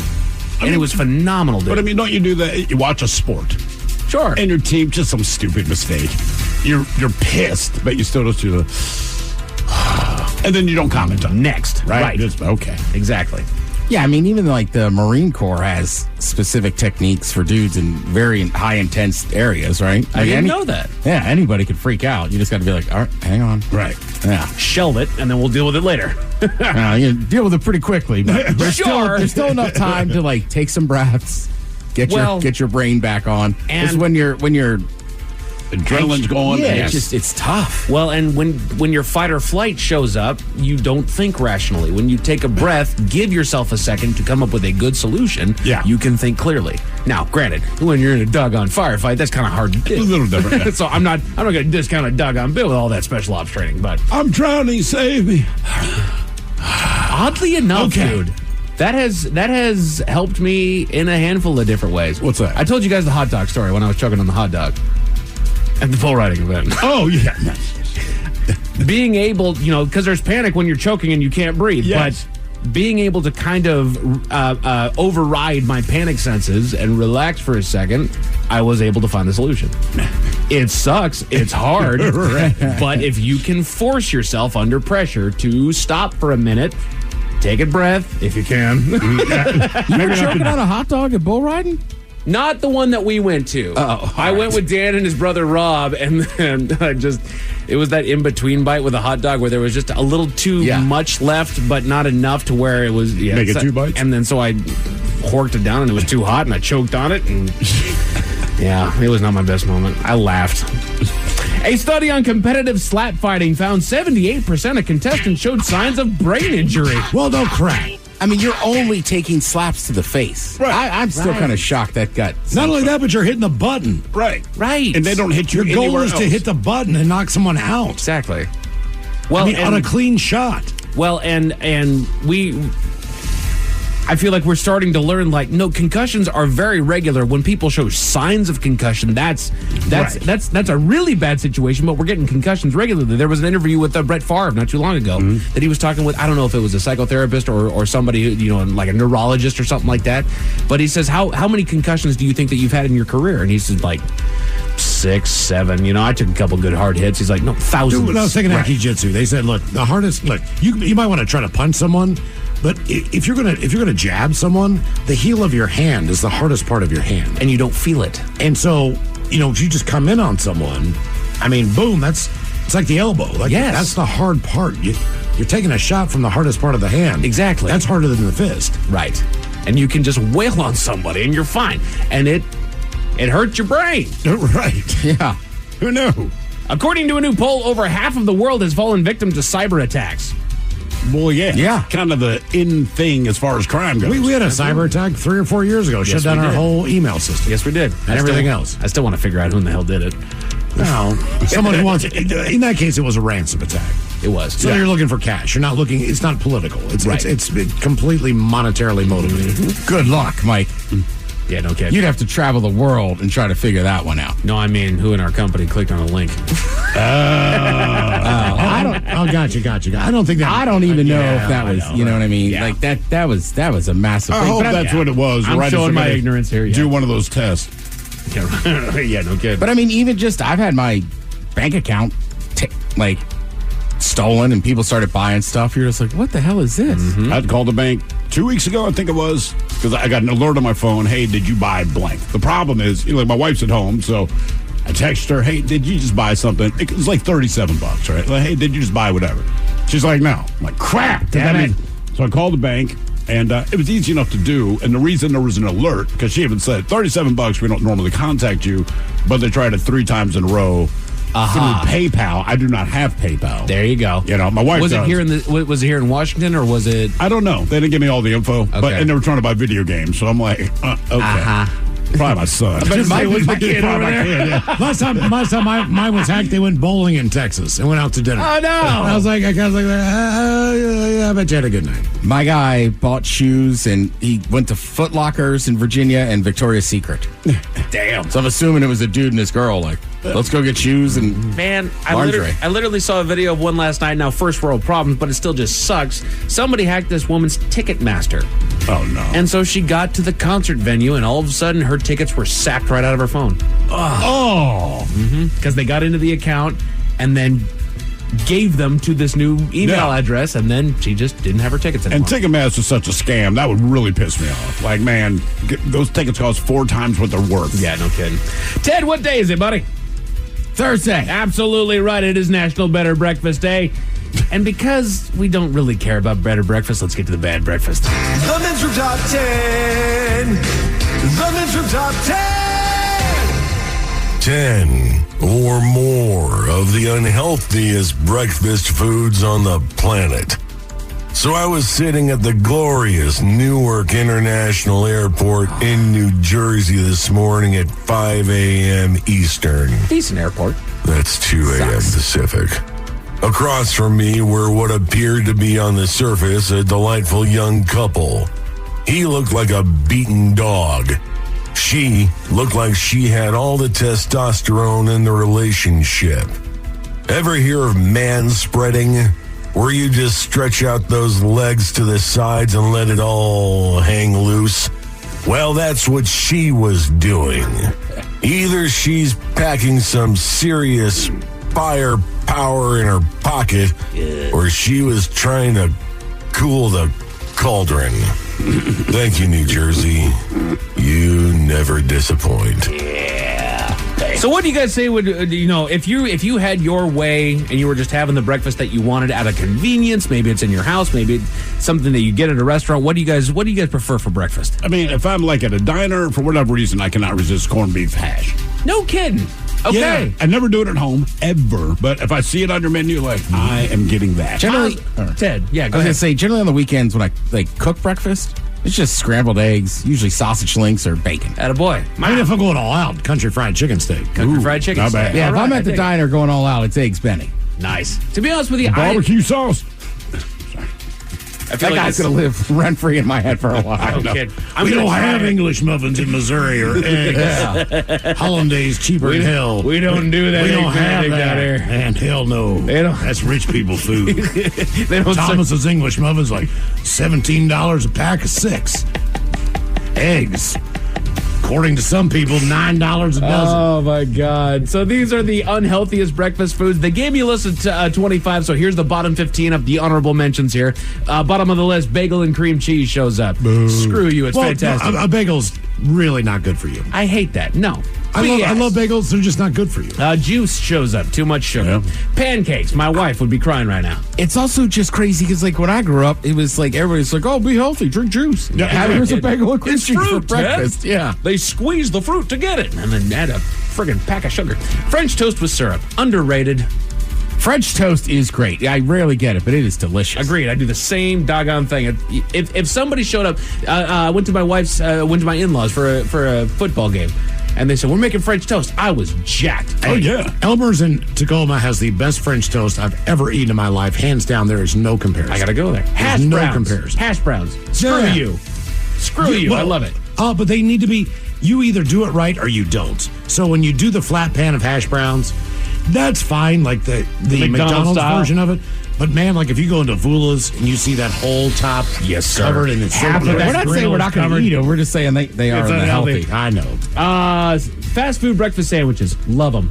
Love them to death, dude. The fast food, we know they're not healthy, but yeah, come on. Biscuits, you know. Don't care. You know. Do not care. Fast food breakfast burritos, I will guilt-free eat those every damn time. I'll say Jack's got his 24 hours. Yes, that's right. Sugary yogurt, breakfast sausages, Ted. Oh, you and me both, man. I love those damn things. I like the links. Yep, muffins. Fried chicken and waffles. Shocker. Yeah, don't care. Donuts. Shocker. Really? Yeah, right. White toast with margarine. Shut up. Blended coffee drinks. Shocker. Yeah. Rounds out the honorable mentions here. So these are the unhealthiest breakfast foods. Shocker. Cinnamon rolls. Yeah. I feel like I only get that at the airport, though. Yeah, I'm with you. Like, I feel like, or maybe on like Sunday, like you might cook some cinnamon rolls, like the Pillsbury thing. But I don't think people generally are like, oh, I'll just grab a cinnamon roll. I don't even consider that like a food. Right? That's a treat. Yeah. And full disclosure, I had my first Cinnabon like year 2 of dating my wife. Oh, really? My God. Okay. My God. I don't go much, but when you're there, like, just get the frickin' roll. Also, you guys remember our old friends at the Buttered Biscuit down there in Summer? Yeah. Massive cinnamon rolls. They're fantastic. Granola bars. Yeah, I'm not a big granola guy. I'm actually happy to hear that. Yeah, but I think they're talking like the Nestle ones or the Quaker Oats ones, right. like the s'mores granola bar. There are healthy ones, but they're not the ones you're eating. If it has the chocolate chips in it, it's not healthy. Or like if you get the soft and chewies at Costco, they have like half the sugar of the regular one. That's what I'm talking about. Yeah, soft and chewy. Yeah.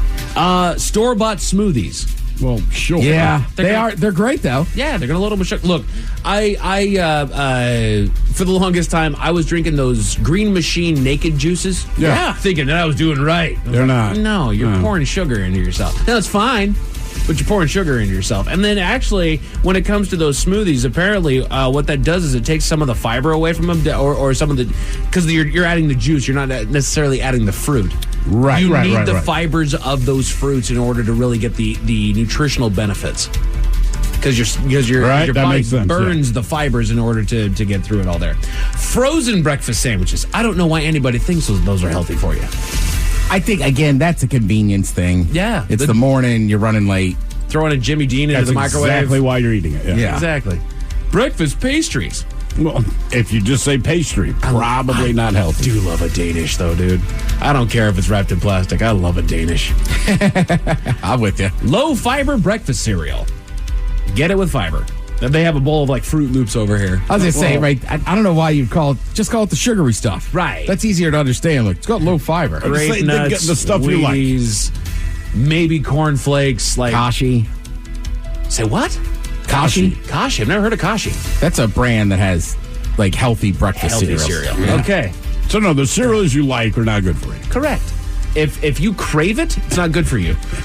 Frozen waffles. What do you know? Eggo doesn't make the best product out there. And you're kind of right. This is one of those lists you're not shocked. Right. Unhealthiest breakfast food. I mean, steak and eggs is probably one of the healthier breakfasts you can have. Right. As far as not a carb loading and just high cholesterol. But sure. Who gives a damn? High sugar instant oatmeal. That broke my heart. That was earlier on in my days where I started kind of understanding food, because I loved those little packs of the Quaker Oats apple and cinnamon, the brown sugar maple. Sugar maple one was so good. Look at all the sugar in there. Like, got it. The sugar makes it taste good. Damn it. Shocker. Pop-Tarts. Yeah.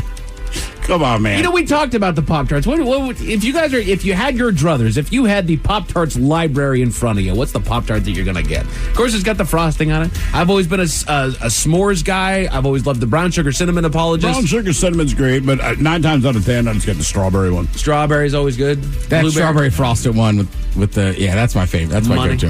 Unpopular opinion, I can't stand Pop-Tarts. You can't stand Pop-Tarts? No. Not a one? None. No kidding. Don't like them. Lynch mobbing. Yeah. And then the number one unhealthiest breakfast food is going to tear everybody apart because it's become such a great bean food. Bacon. I don't care. I love bacon. Like half of it's fat. Care. Are you shocked? Makes no difference to me. No. You can say they soak it in ethanol. I would say the sausage patty's probably more unhealthy. Maybe. It's processed. I guess it's all processed. It's all processed. Yeah.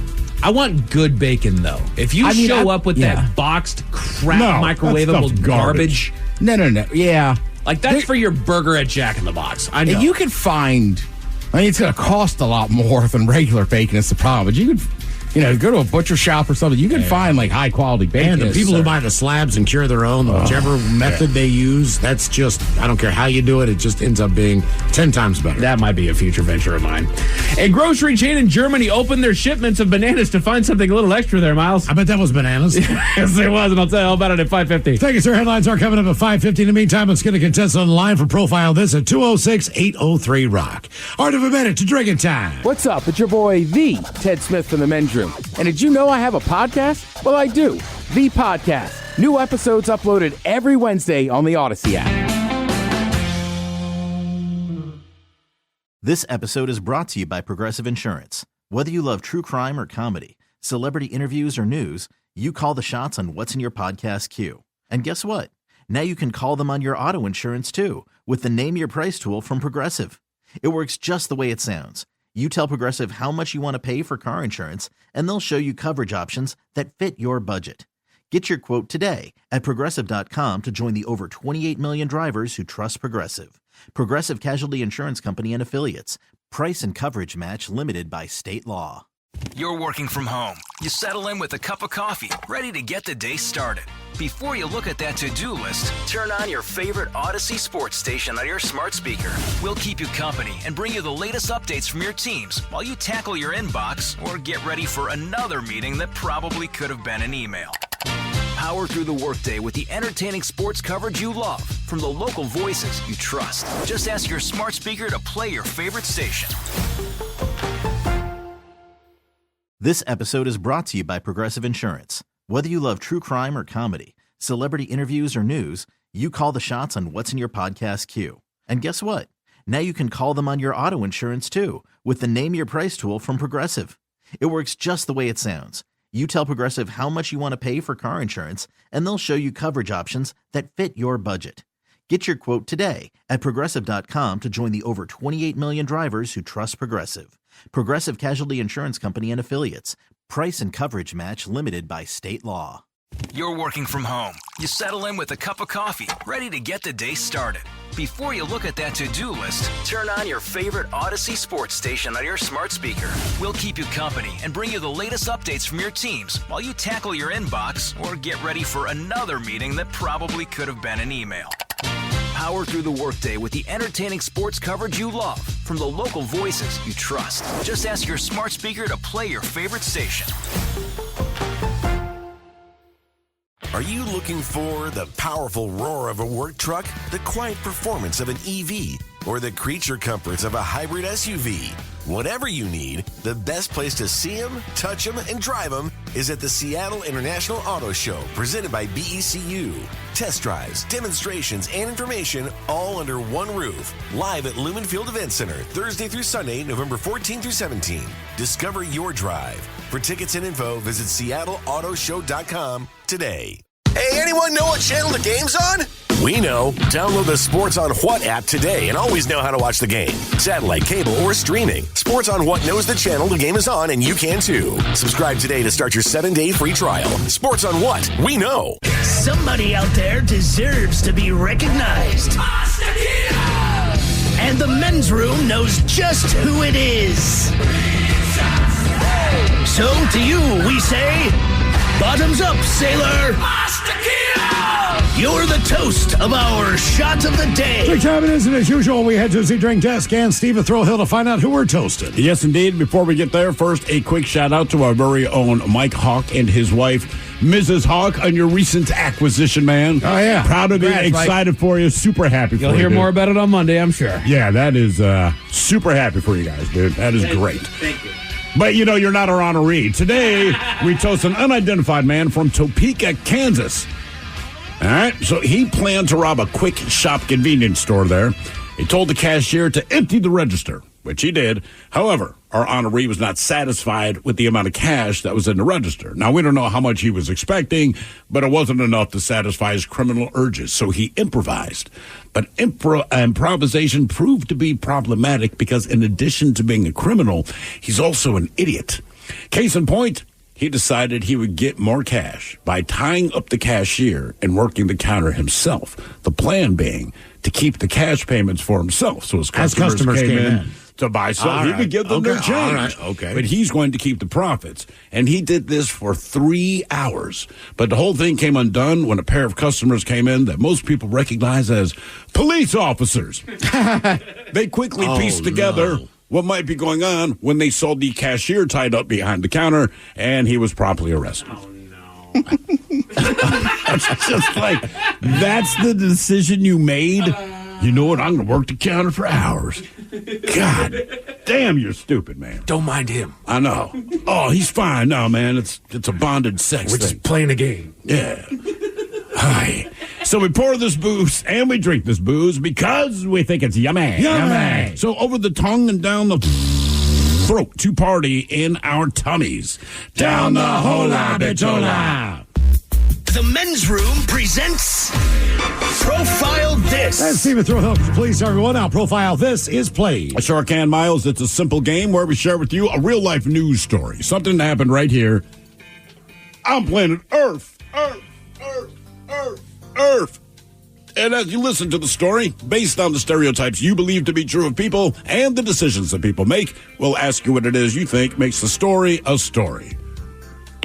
Hello, Angie. Welcome to the men's room. Hola, bitches. Hola. All right, Angie. You understand how this here game is played? Yes, I do. Fantastic. You have your choice of one of 3 categories. Today we offer you the wonderful world of drugs. We have Bite Me, in other words, what did someone find in their meal? And finally, interior decorating, where you guess the unconventional, where you guess the foreign object that ended up on the inside of someone. Let's do Bite Me. Just eat it. Get yourself an egg and beat it. All right, this is a fairly fresh story. The Scandinavian Airlines, there was a flight heading from the Norwegian capital of Oslo to Malaga in Spain when something was discovered. Instead, the plane had to divert to Copenhagen for safety reasons. One passenger said on Facebook, "Believe it or not, a lady next to me on the flight opened the food and out jumped a creature." Now we've turned around and landed at the Copenhagen airport. Now, it's not known if this creature was spotted again after leaping out of the meal. In other words, it was still alive, but it disappeared somewhere on the plane. The passengers were later flown on a different plane. An airline spokesperson said this is something that happens extremely rarely. We've established procedures for such situations. Let's also include a review with our suppliers to ensure this does not happen. I, for one, appreciate that he says, living creatures jumping out of your food for your airline meal is something that happens rarely. Because if he hadn't said that, I would just assume that's part of the charm. Yeah. So the question is, you don't have to make that statement. We know. But the question is, what jumped out of this woman's food? Keep in mind, the airline brought it to her. She pulls the thing back, and there it is. Was it a mouse? Was it a cockroach? Was it a frog, or was it a snake? Mouse, cockroach, frog, or snake? What jumped out of this woman's meal? They ended up diverting the flight, taking the people off of the plane and putting them on a different plane to continue the flight. See, as soon as you started talking about this, I was like, oh my gosh, it has to be a snake of some sort. But Miles, what do you think? I'm going to go mouse there, Angie. Ed? I have nothing to base this on other than I think it might be a hot meal. And I know even through a nuclear disaster, cockroaches will survive. So I think the fact he might have been in the microwave and still alive is cockroach. And actually, Ted makes a good point. Most people don't know this. A cockroach wrote the song, I Will Survive. Chuck. Ted makes a good point. I'm going to go with cockroach. All right. Okay. I hope I'm right for you. What jumped out of this meal? Was it a mouse, a cockroach, a frog, or snake? We'll find out next. That was a tease. This episode is brought to you by Progressive Insurance. Whether you love true crime or comedy, celebrity interviews or news, you call the shots on what's in your podcast queue. And guess what? Now you can call them on your auto insurance too with the Name Your Price tool from Progressive. It works just the way it sounds. You tell Progressive how much you want to pay for car insurance, and they'll show you coverage options that fit your budget. Get your quote today at Progressive.com to join the over 28 million drivers who trust Progressive. Progressive Casualty Insurance Company and Affiliates. Price and coverage match limited by state law. You're working from home. You settle in with a cup of coffee, ready to get the day started. Before you look at that to-do list, turn on your favorite Odyssey sports station on your smart speaker. We'll keep you company and bring you the latest updates from your teams while you tackle your inbox or get ready for another meeting that probably could have been an email. Power through the workday with the entertaining sports coverage you love from the local voices you trust. Just ask your smart speaker to play your favorite station. 99.9 KISW. We return to the men's room with Miles and Thrill. Categories Bite Me on Profile. This we had an airline that served up some very fresh food with a live animal inside that jumped out of the plate and then scattered around the airplane and was never found again.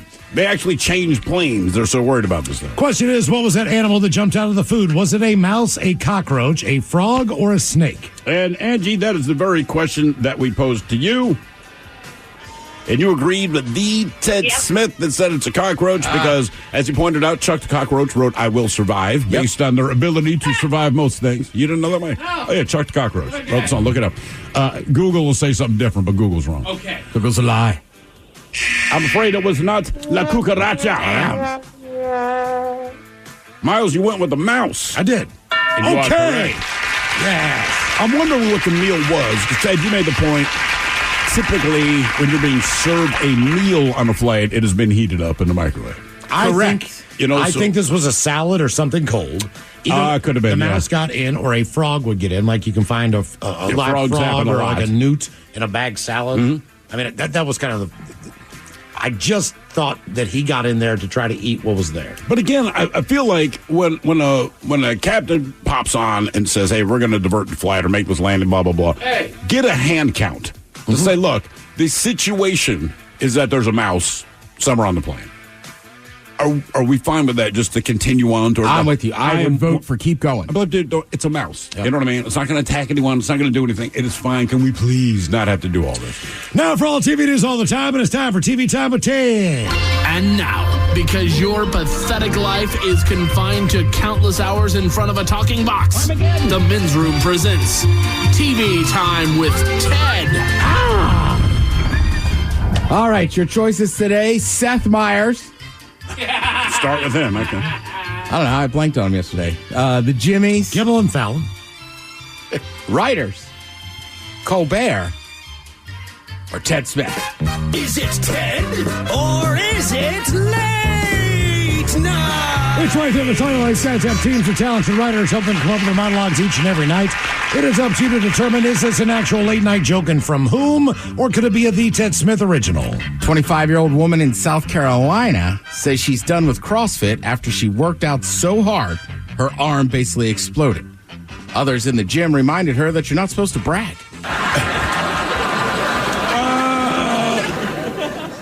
Ted Smith.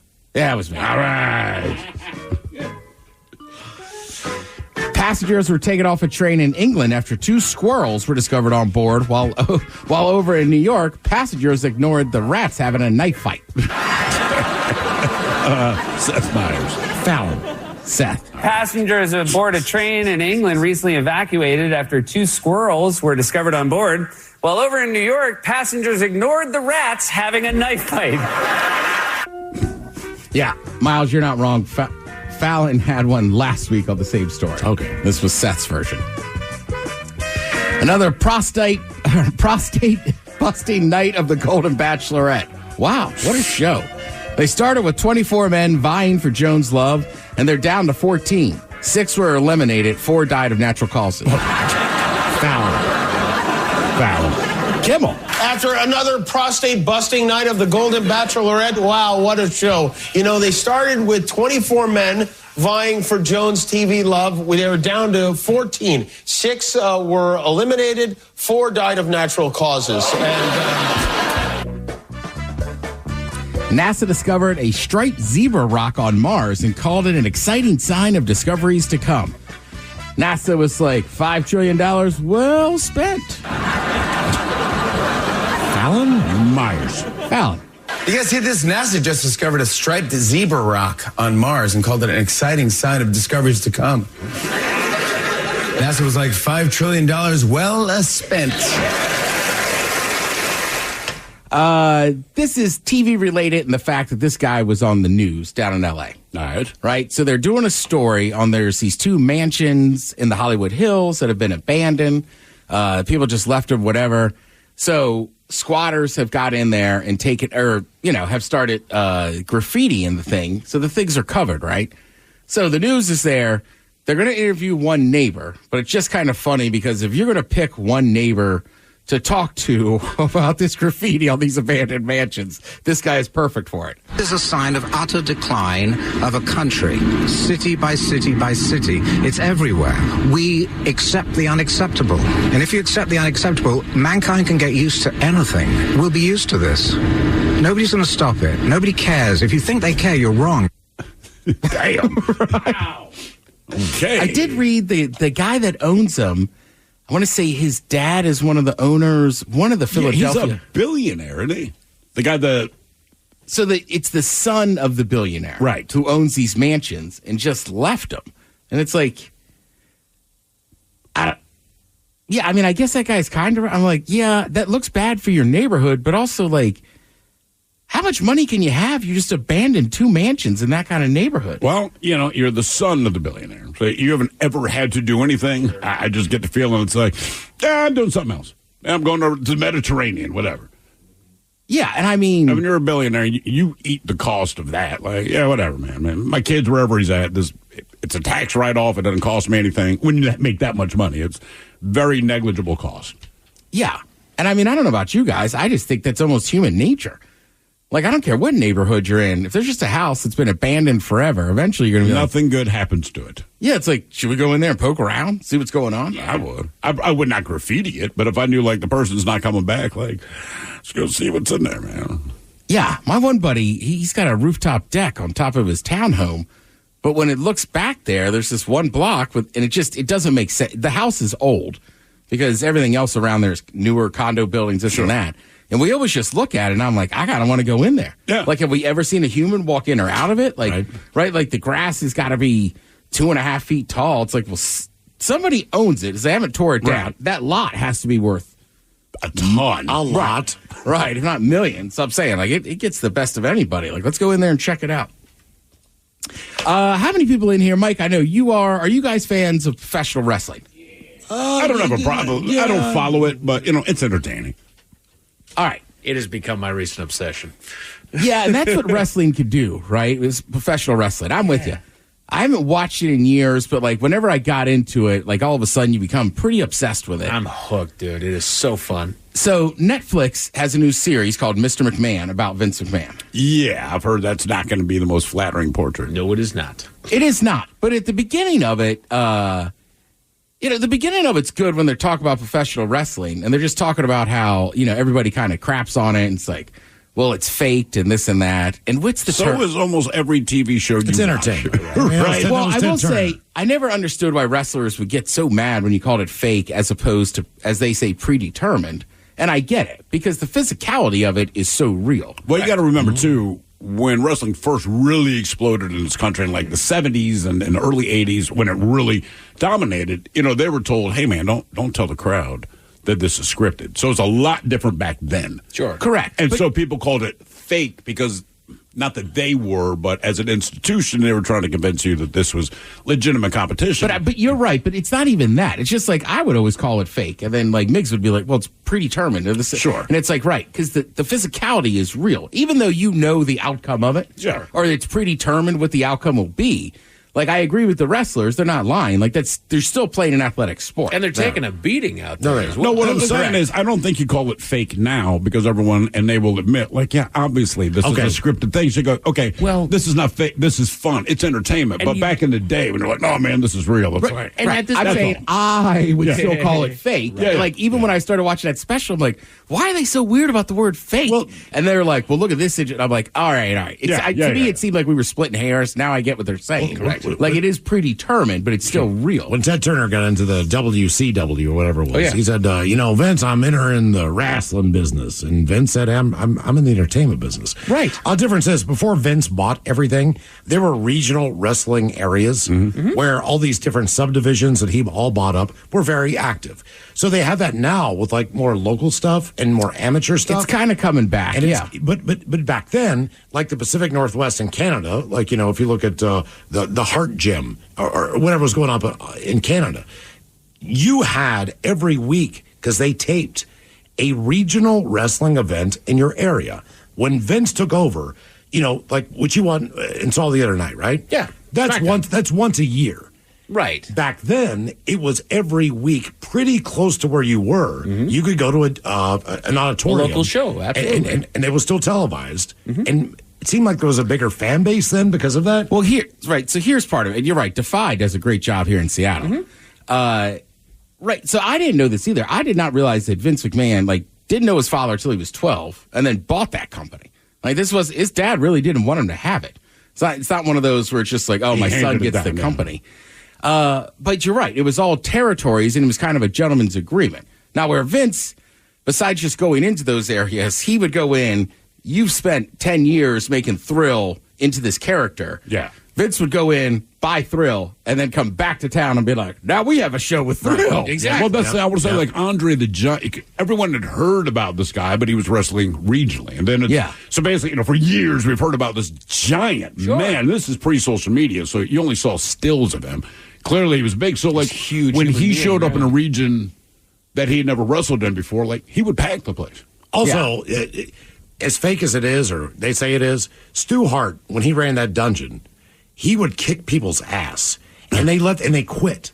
I mean, he would put them through military-style training to be ready to go out there. So back to the physicality of it. Yes, it might be scripted. Yes, it might be all this. But guys left the organization because the training was too hard. And there's guys all the time on the IR with the WWE. Right, so that's what I'm saying. As I'm watching this, I'm like, what is the difference? And then it's like, all right, I see what they're saying. Yeah. The fake just throws them off because it's like, look, and you're right. Back in the day, they didn't tell anybody. But by the time Vince McMahon shows up, like, everybody knows it's predetermined. Right. And this and that. You're also talking about a 15-foot ladder and you jump off. Okay, it might be scripted. But gravity is the same. Do you want to do that? I would also say this. I was thinking about it because obviously Vince McMahon has had a lot of lawsuits, not very good stuff over the years.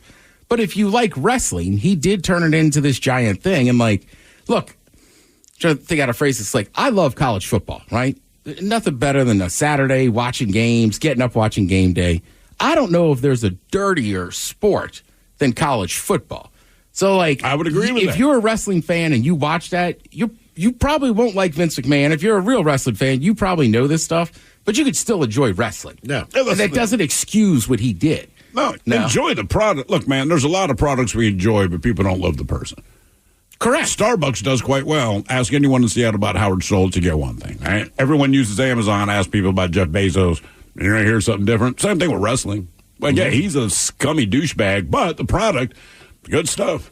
Yeah, but that's pretty good. Disney was a racist. Look, they also back in the day knew they could not go to the same diner together if you're a heel or you're not. Right. The amount of work that went into making sure that the story kept. You go to a small town and you're eating in the only diner that they have, and you've got the guys that are wrestling each other sitting there eating lunch, and people would come up and get pissed off. Right. And then they would get in fights with locals like, how are you eating Well, dinner? and Vince McMahon, to his credit on that one, that was one thing he wanted to change, was that, like, a lot of the territories he was kind of thought of as, like, kind of a trashy sport. Yeah. And, like, people would be right up on those railings, screaming, spitting at the dudes and stuff. He's like, we're going to make it seem fancier and make our wrestlers seem like stars. Right.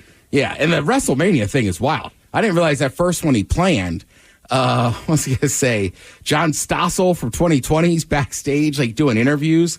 They figure out that he's just trying to do, like, a hit piece. Of course. And, like, one wrestler was, like... Smacked his ass. Right, it's not real. And, I mean, he hit him twice, like, hurt him. And then Hulk Hogan and Mr. T are on the Richard Belzer. Right? The comedian? Yeah. He had a talk show. Oh, I did not know that. So he's kind of giving them crap, and none of them have media training yet. Yeah. Sure. So Hawk is getting all fired up, and then Belzer's like, all right, put a move on me or whatever. And he basically chokes him out. Belzer falls back. He does. And splits his head open. Oh, so, I mean, it is it is wild. I mean, just the way they tie in, like, again, there's a lot of that sounds like a great dark show. stuff in there, but it's on Netflix. Give it a watch because it's interesting too to see like where MTV plays a role. How in long it. is it? It's like a 2 hour thing. Each episode's like an hour. And I think there's a bunch of episodes. Oh, so this is by episode. It's a series. Oh, damn. So here's one thing else I did not know, Ted.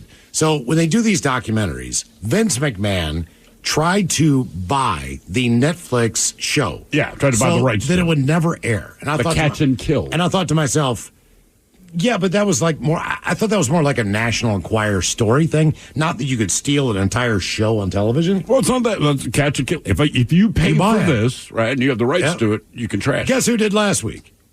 Guess who who had enough money to successfully bid and buy and make sure that a show would never air from Netflix? Oprah. Really? She had enough money. Vince did not pony up enough money. She bought it. She bought it back. This thing killed. Oprah. It's had also enough. it's also funny that like when this stuff airs, Vince McMahon is already very closed off. He's like, I got stories. I'm not going to tell you this and that. And they just put up a thing that's like, just so you know, we filmed most of this before all these allegations show up. Yeah. So you that can makes check. you wonder, like, what's going on with Oprah? Yeah. Fair enough, right? Let's see. You know what? I don't know if this show's going to be any good or not, but I've been bombarded by commercials for it. It's over on ABC. It's called Dr. Odyssey.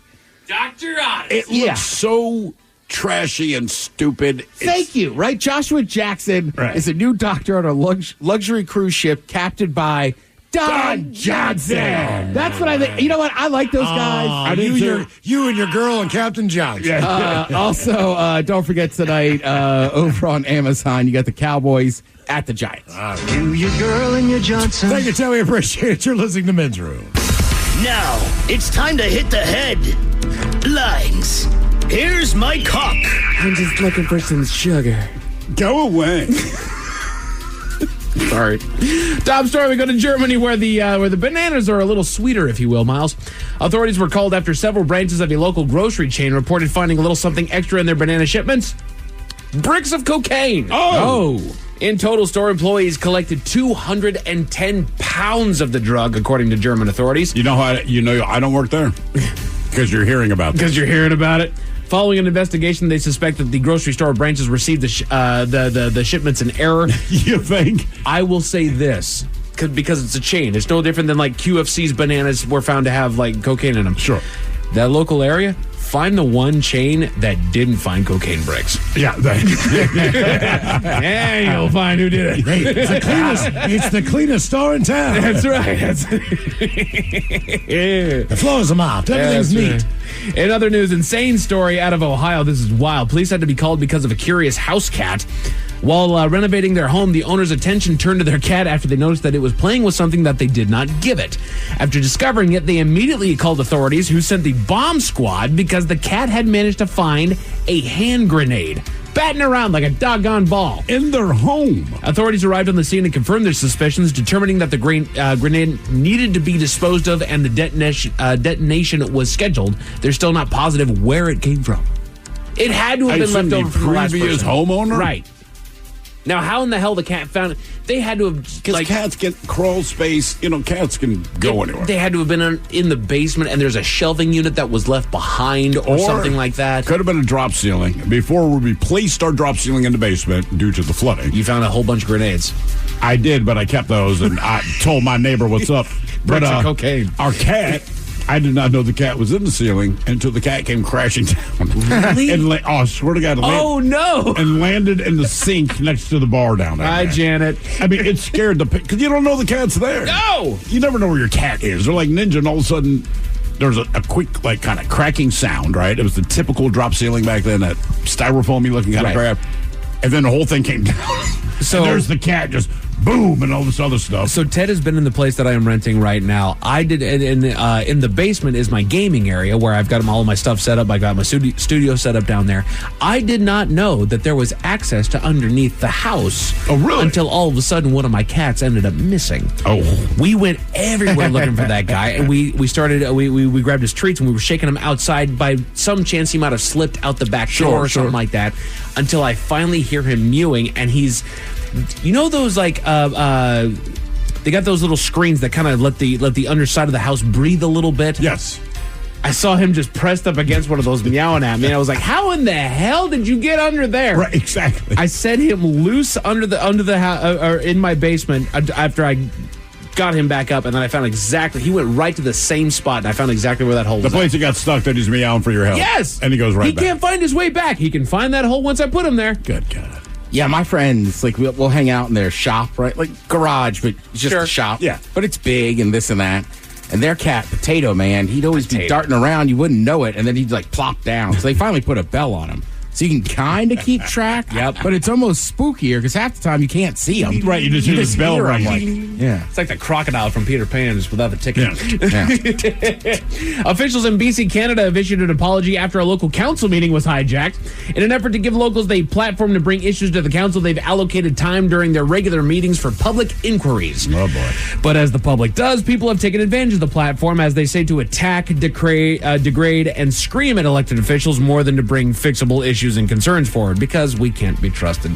With the final straw happening recently, they've had to issue an apology after a resident took the floor of the public inquiries portion via Zoom, as is allowed, and took the opportunity to share their screen and air a pornographic video for all in attendance to view. They've apologized for the video for any psychological distress that it might have caused to the viewers, with some on the council feeling that this may spell the end of the segment. The meeting ended abruptly following the incident. I would at least told him, hey, don't apologize. Right? Oh. I mean, no offense. She looked good to me. This meeting was kind of boring. That was cool. But just in case those stories left a bad taste in your mouth, Thankfully, there's good news. raising a family comes with its own challenges, mentally, physically, emotionally, especially financially. One such organization in Nebraska has been doing what they can do to alleviate that last challenge in the way that they can, by offering help to struggling families as a diaper bank. Since 2014, the bank has opened its doors to families in need, providing much-needed diapers at no cost to the parents. Now, 10 years later, they're being celebrated as they've just handed out their 8 millionth diaper. But it's all to the same family. I'm about to say, to a single child. He just keep pooping himself. That's right. Men's Room Sports. The Mariners are on the road tonight, but there's some rough news in the wild card fight. After tallies came in, we're sitting at a full 3 games back, meaning that we need to win all 3 games in the final homestand, and we need some help from Detroit and Kansas City, because they both need to win just 1 more game each to knock us out completely. That's what I wrote at about 10 a.m. Earlier today, but then KC and Detroit failed us in grand fashion, both winning their games. The Mariners have been knocked out of playoff contention. Really, man? Oh, wow. You know what that means? Yeah. They're going to sweep the A's. That's fact. They're absolutely going to kill them. Go to the games They're tonight. going to kill them. And not tonight, but go to the games this weekend. Tomorrow's Saturday, Sunday. Just go have fun. Go have fun. All right, tear it up. Look at a team that can be 10 games in first place and not make the playoffs. I'm sorry. That's burned me all day long. That they were 10 games ahead months ago? Correct. And now, yeah. And I mean, I get it. But the only reason they were even in the mix is because of that. Yeah. Look, it makes you feel any better. The Orioles had a horrible, last month, and they kind of turned it back on and got in.